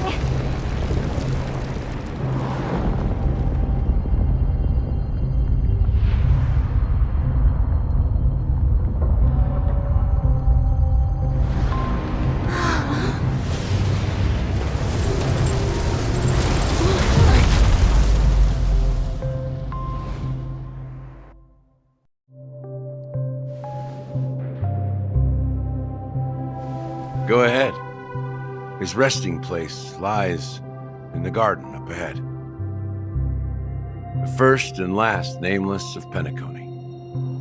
Mikhail Char Legward, the Watchmaker.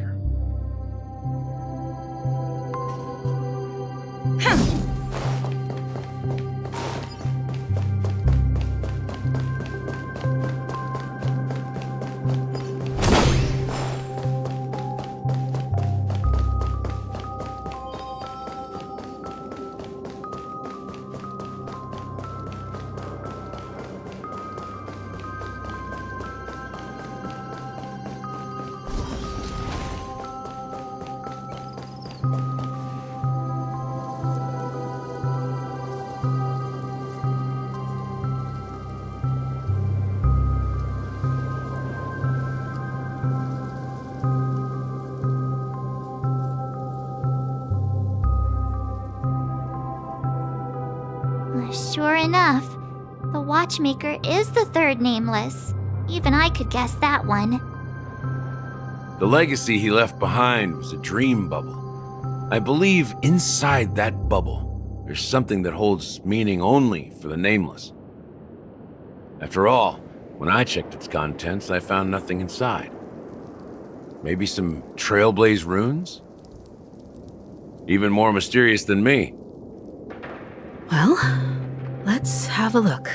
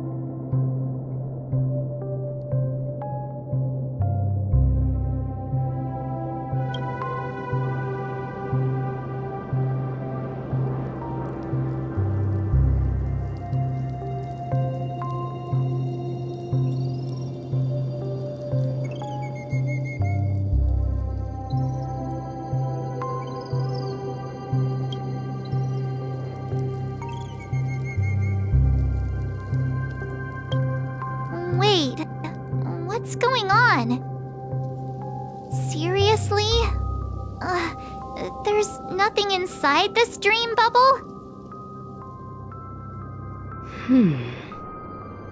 How could a dream bubble be empty? Just as I suspected. That old man always had this strange belief in the Nameless and the Trailblaze, and I never understood where he got that confidence from. Especially since he never managed to get in touch with the Express while he was alive. I could never figure out what was going on in that old man's head. But this empty dream bubble is so typical of him. He was always full of weird fantasies and incomprehensible romanticism. That mischievous old man. Well, I didn't expect him to leave anything concrete behind anyway. Don't think that's the case, Gallagher. I'm sure Mikhail has left us the most precious thing of all. Don't start getting all philosophical on me, all right?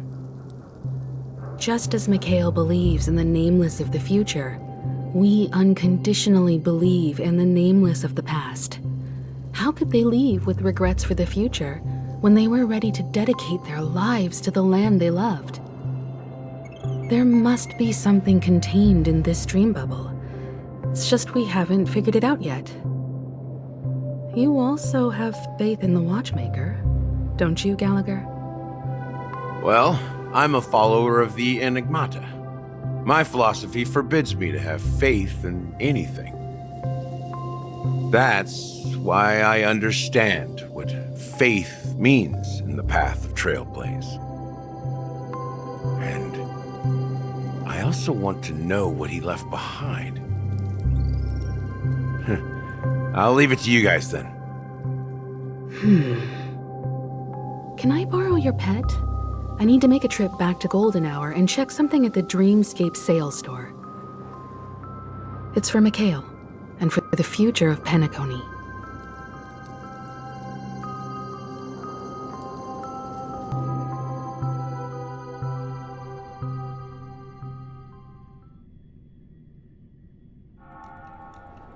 Welcome to the Reverie Hotel. How may I help you? Greetings. We're the Nameless from the Astral Express, and we'd like to check in. The Astral Express? But I thought...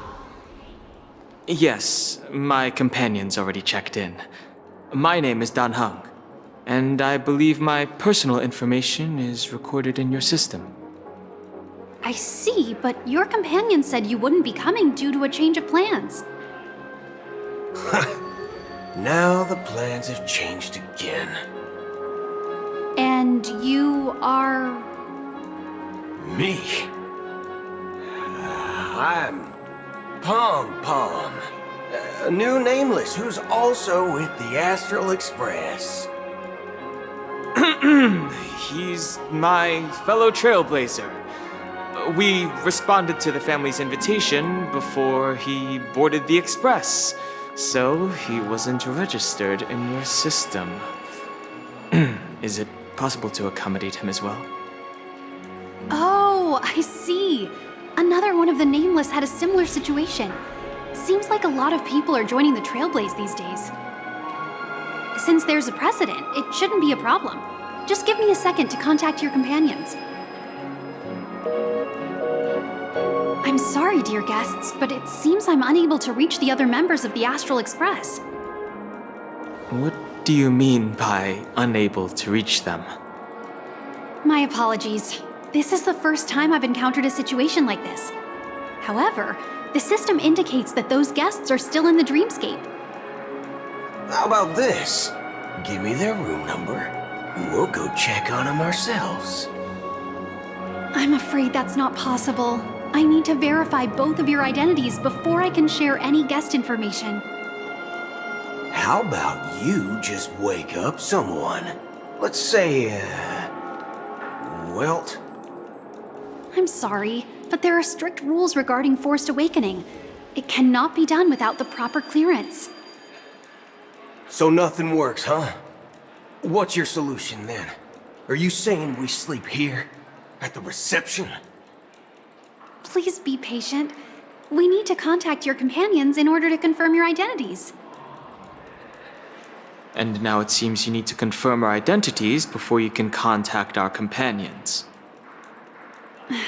It seems so. Fudge!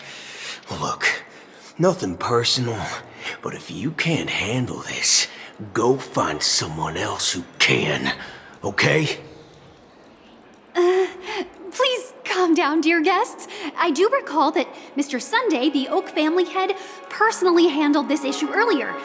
Oh, please wait a moment while I contact him. I don't think she's trying to give us a hard time. She really just doesn't know what to do. I have a bad feeling about this. You tried to contact them on the Express earlier, but they didn't respond.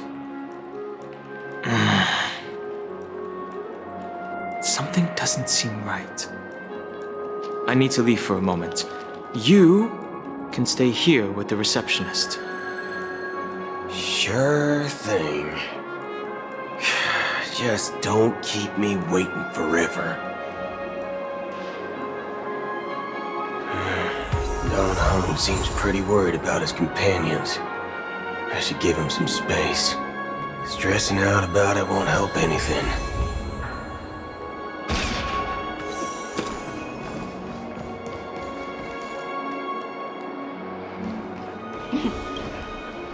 The Charmony Festival is about to start! I'm so excited! Hey!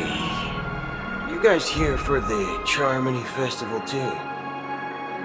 Well, I didn't come all the way here specially for the festival. Honestly, I don't really even know what it's about. But I heard it's a lot of fun! Well, back in my homeworld, Anaria, we have festivals like that all the time. My dad threw me a birthday party one time that was just as extravagant as the Charmony Festival. Oh, come on! The Charmony Festival is a once-in-an-amber era event! How can a birthday party compare? Well, you never know, right?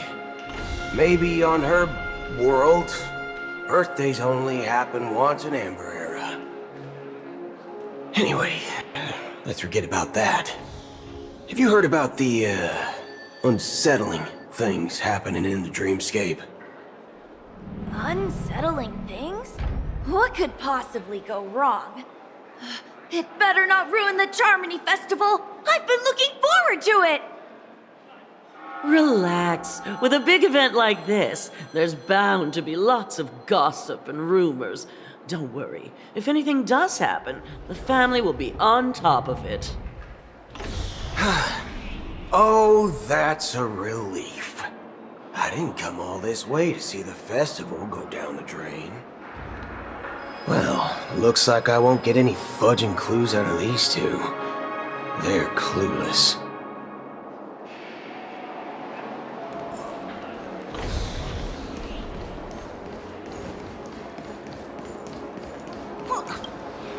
Greetings. I'm Cody of the Bloodhound family, head of security for the hotel. How may I assist you?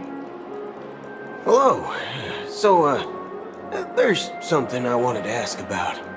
I've been hearing some unsettling rumors about certain incidents that might affect the Charmony Festival. Do you think there's anything to be worried about? I've traveled all the way from the Hayahi Federation, and I don't want my trip to be ruined. What do you mean? Wait, you haven't heard? I'm not sure where you heard those rumors, but they're completely baseless.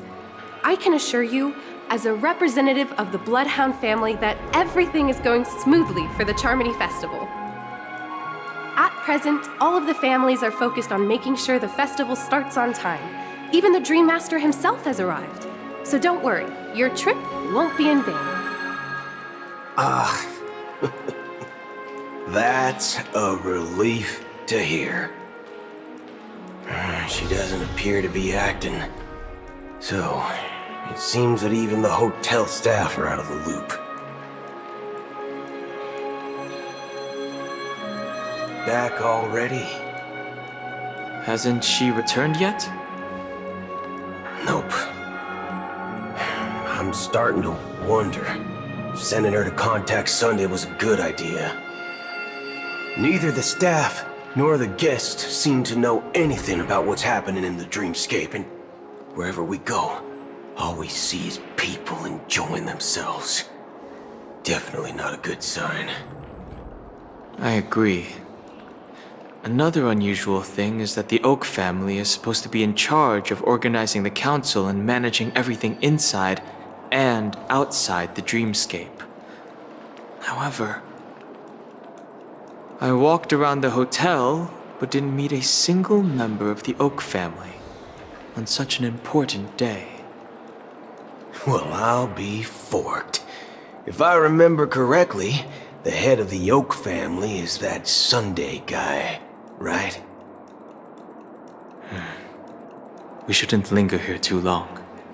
Let's go back to the Express for now.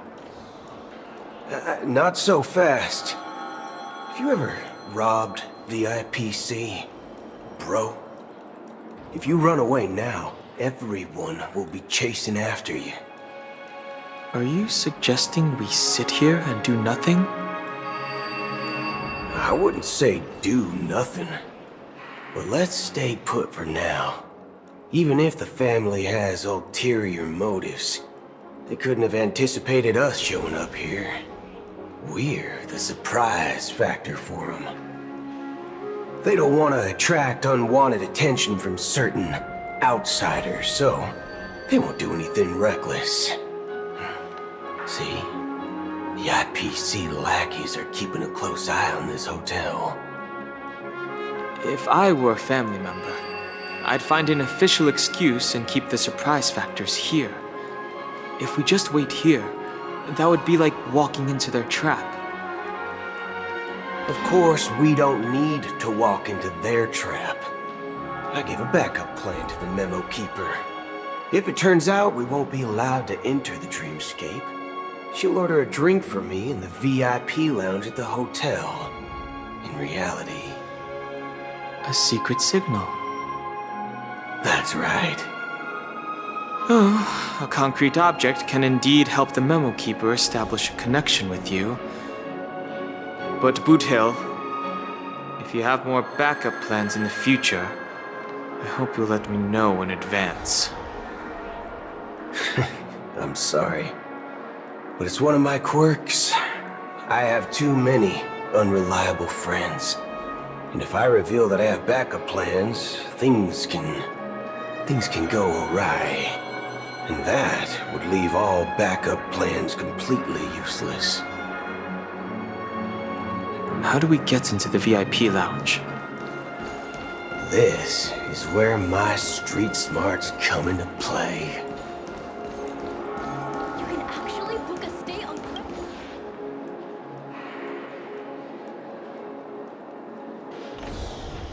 You're the lobby manager, right? Yes, I am. How may I assist you? We're the Nameless from the Astral Express. We wanted to check in, but there's something wrong with your system.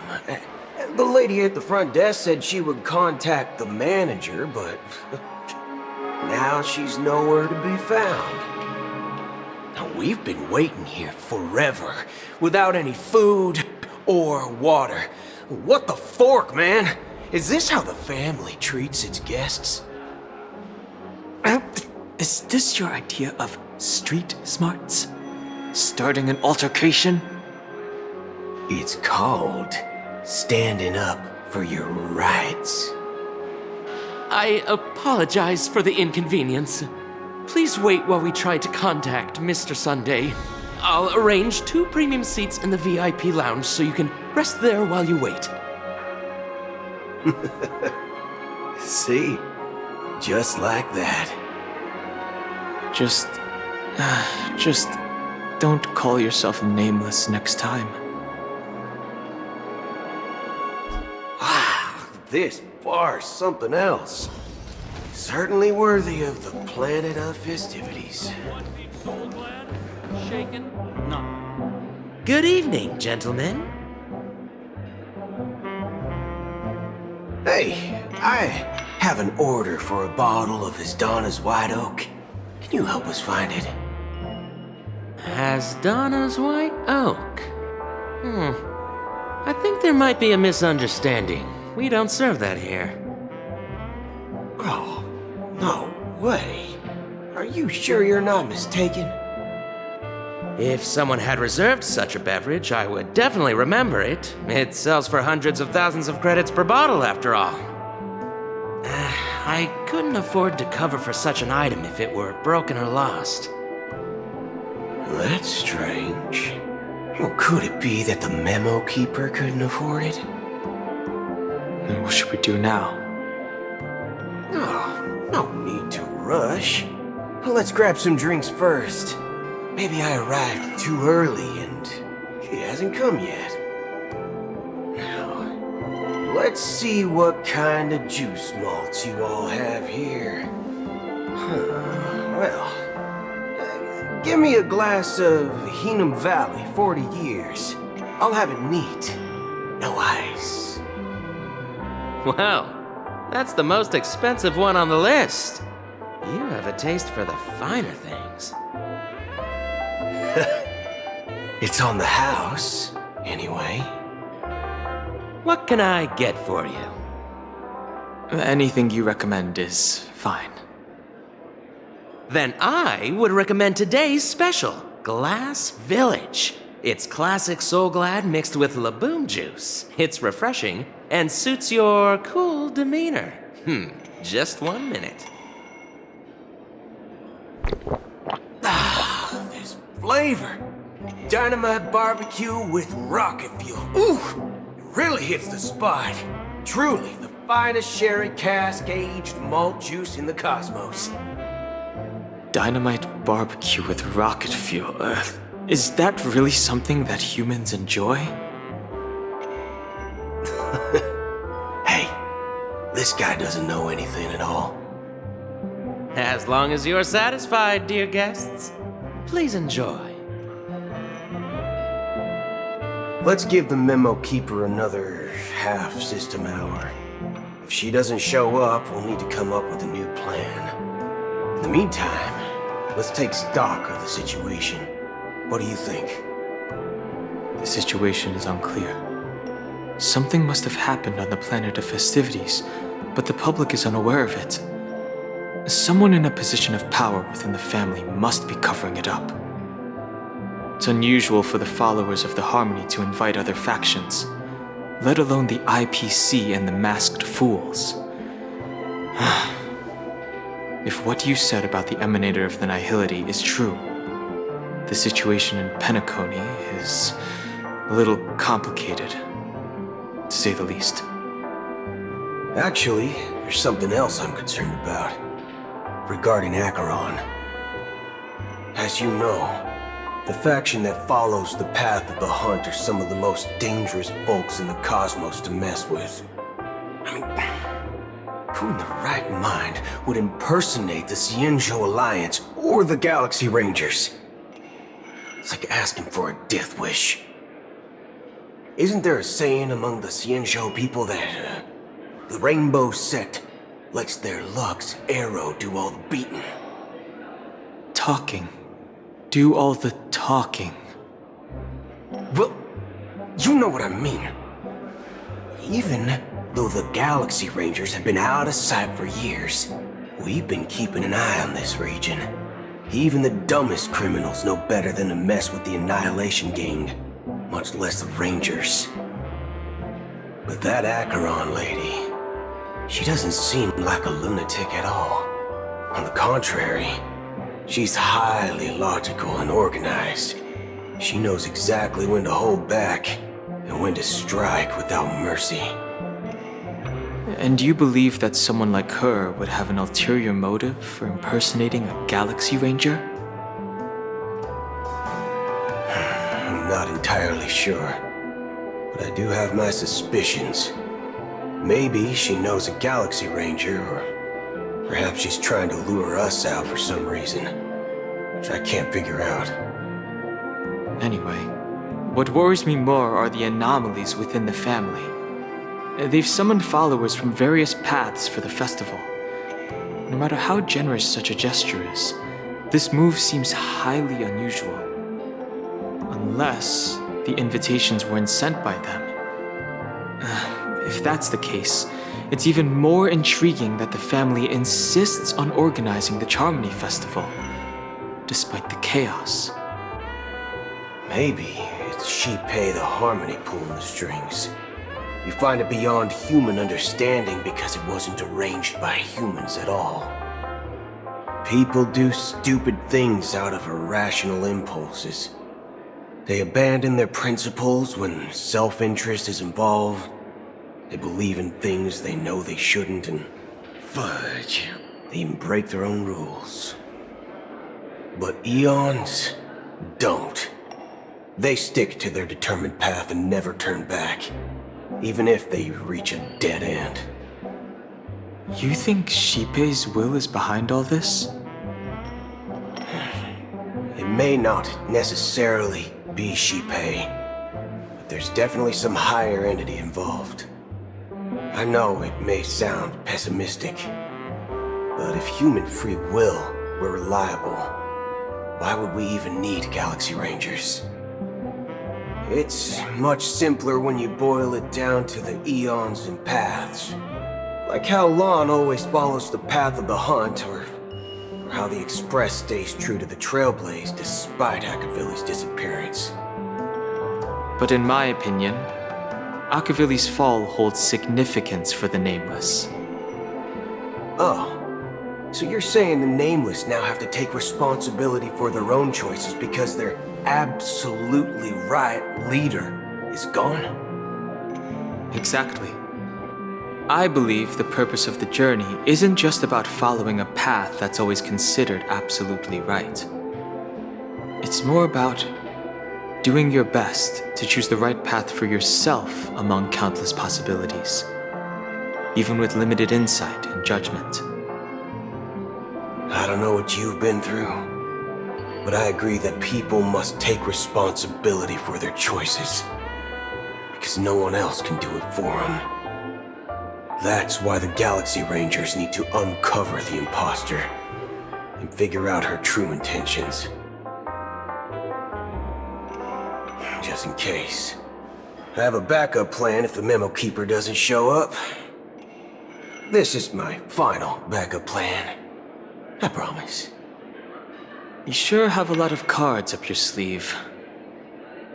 Well, going back to my old career would make things a lot easier.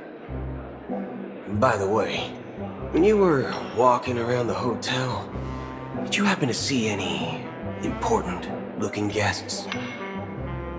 What's your plan? It's simple. We just grab some hostages and use them as bargaining chips with the family. Or maybe we can even take their identities. No need for that. We'll return to the Express now. Wait. Are you getting scared? Draw your weapon. Let's make a big scene. Are you leaving, esteemed guests? Would you like to cancel that Asdana's White Oak you just ordered? Huh? Asdana's White Oak? But didn't you just say... Ha ha.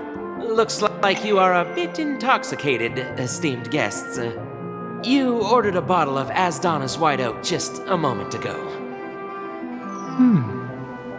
Looks like your Memo Keeper friend has finally arrived. Oh, right. Sorry, my memory's not the best. You know, too many modifications and all. Anyway, let me check. Well, fork me. It says Donna's White Oak, all right. And there's a note. I'll be waiting for you on the Astral Express. No mistake, that's her message to you. She knew the hotel wasn't safe, so she suggested we find another place. Well, looks like we took a detour, but now it's back to the Astral Express. So, What are we waiting for? Let's go.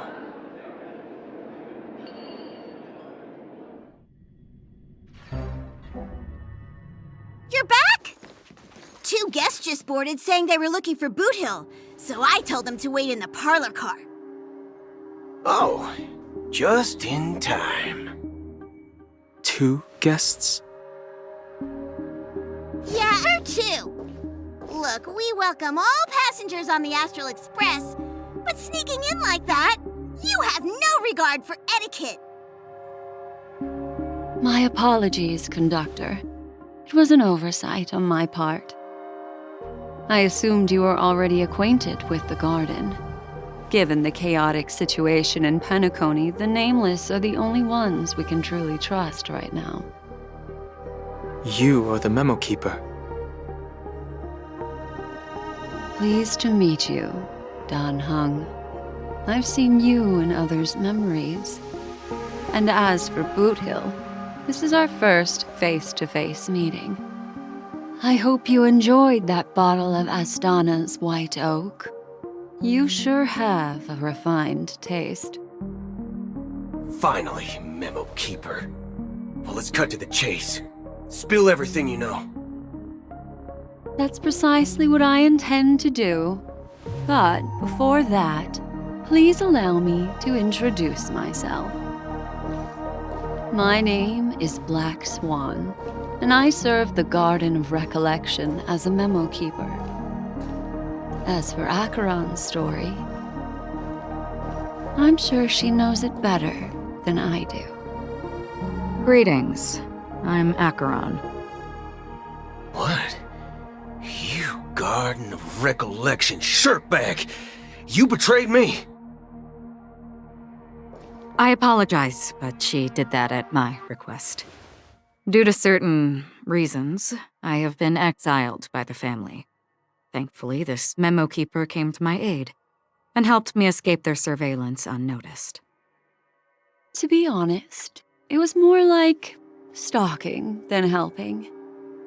And the process was far from unnoticed. But we did escape. I asked her to guide me to a place beyond the family's reach and to contact a few trustworthy individuals, namely all of you. Trustworthy? Son of a nice lady, you think I'm dumb or something? How about this? I'll put a few bullet holes in your head and see what secrets spill out. Then, we can talk about trust. It doesn't have to be like that. I'm willing to answer all your questions, but not right now. If my cover hadn't been blown, we might have had more time, but at the moment, we don't have any other options. No other options? What do you mean? This is the only way I can ensure everyone's safety. I kindly request an immediate warp jump out of the Astana star system.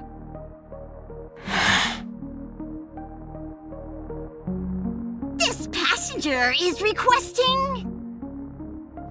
As far as I can tell, she's not a threat and seems to be telling the truth. I've briefly traveled with your companions and know their whereabouts, Dan Hung. Please rest assured, your nameless companions are safe, but they need our help. As for Boot Hill, you may have guessed. I've been waiting for you. Galaxy Rangers are known for their elusive nature and limited contact with each other, so this was the only way I could reach out to you. Only by doing this can I find a true Galaxy Ranger and fulfill a long-standing promise. To return his relics to their rightful owner. Someone once told me that every rainfall is like a gift from the heavens, a sign of their mercy upon the world. Raindrops are said to be the tears of the gods, shed in response to the sorrows of the world. Their constant pouring is a reminder that the gods haven't abandoned us yet. So, how long has this rain been going on for?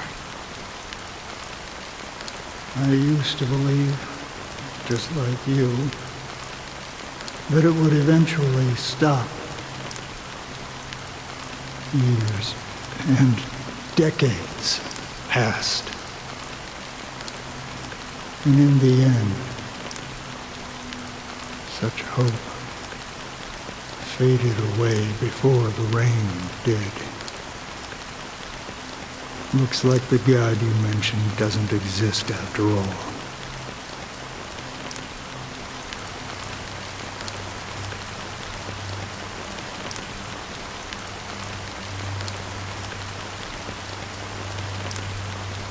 Well, let me share a story with you. Mortals who walk the paths are like sailors on a vast ocean, leaving behind a trail that creates countless ripples of possibilities. These ripples last longer than the fleeting lifetimes of humans.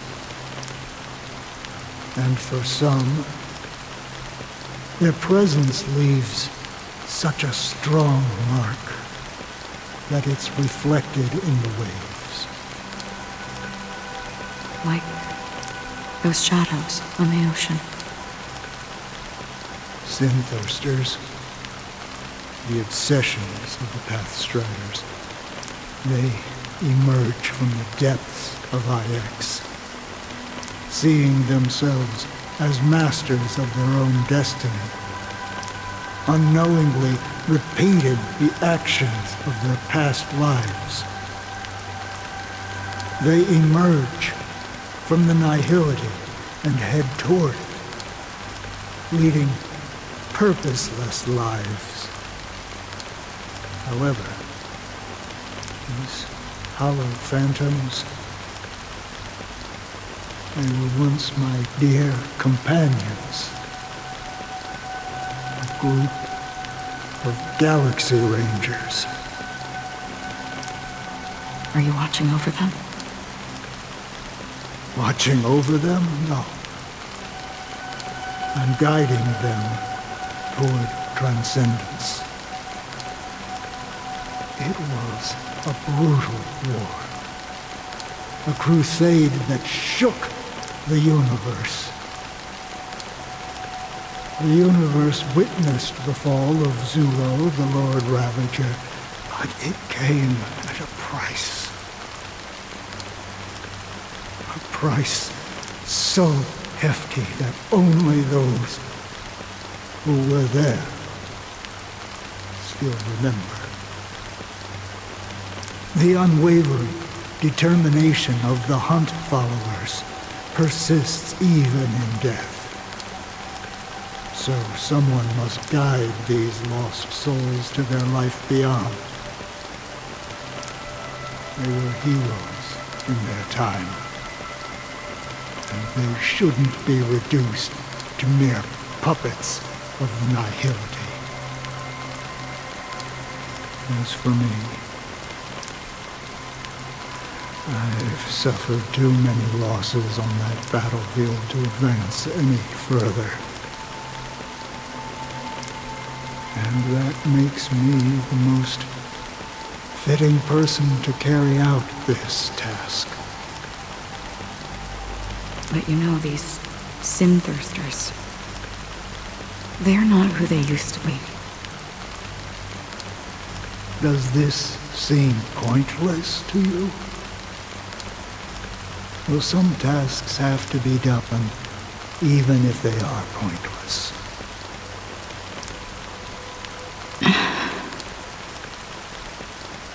I can help you. For what? For the meaning of the nihility. That's what I've been seeking. I see. After all, this realm is off limits to ordinary souls, right? Thank you, stranger. I wish that you find what you seek. Before we part ways, I have one more question. It is true that their actions and even their entire lives may seem pointless from our perspective. But if, and it's just an if this is what the departed ones expected, should we try to change it? A good question. And a profound one. I don't know the answer.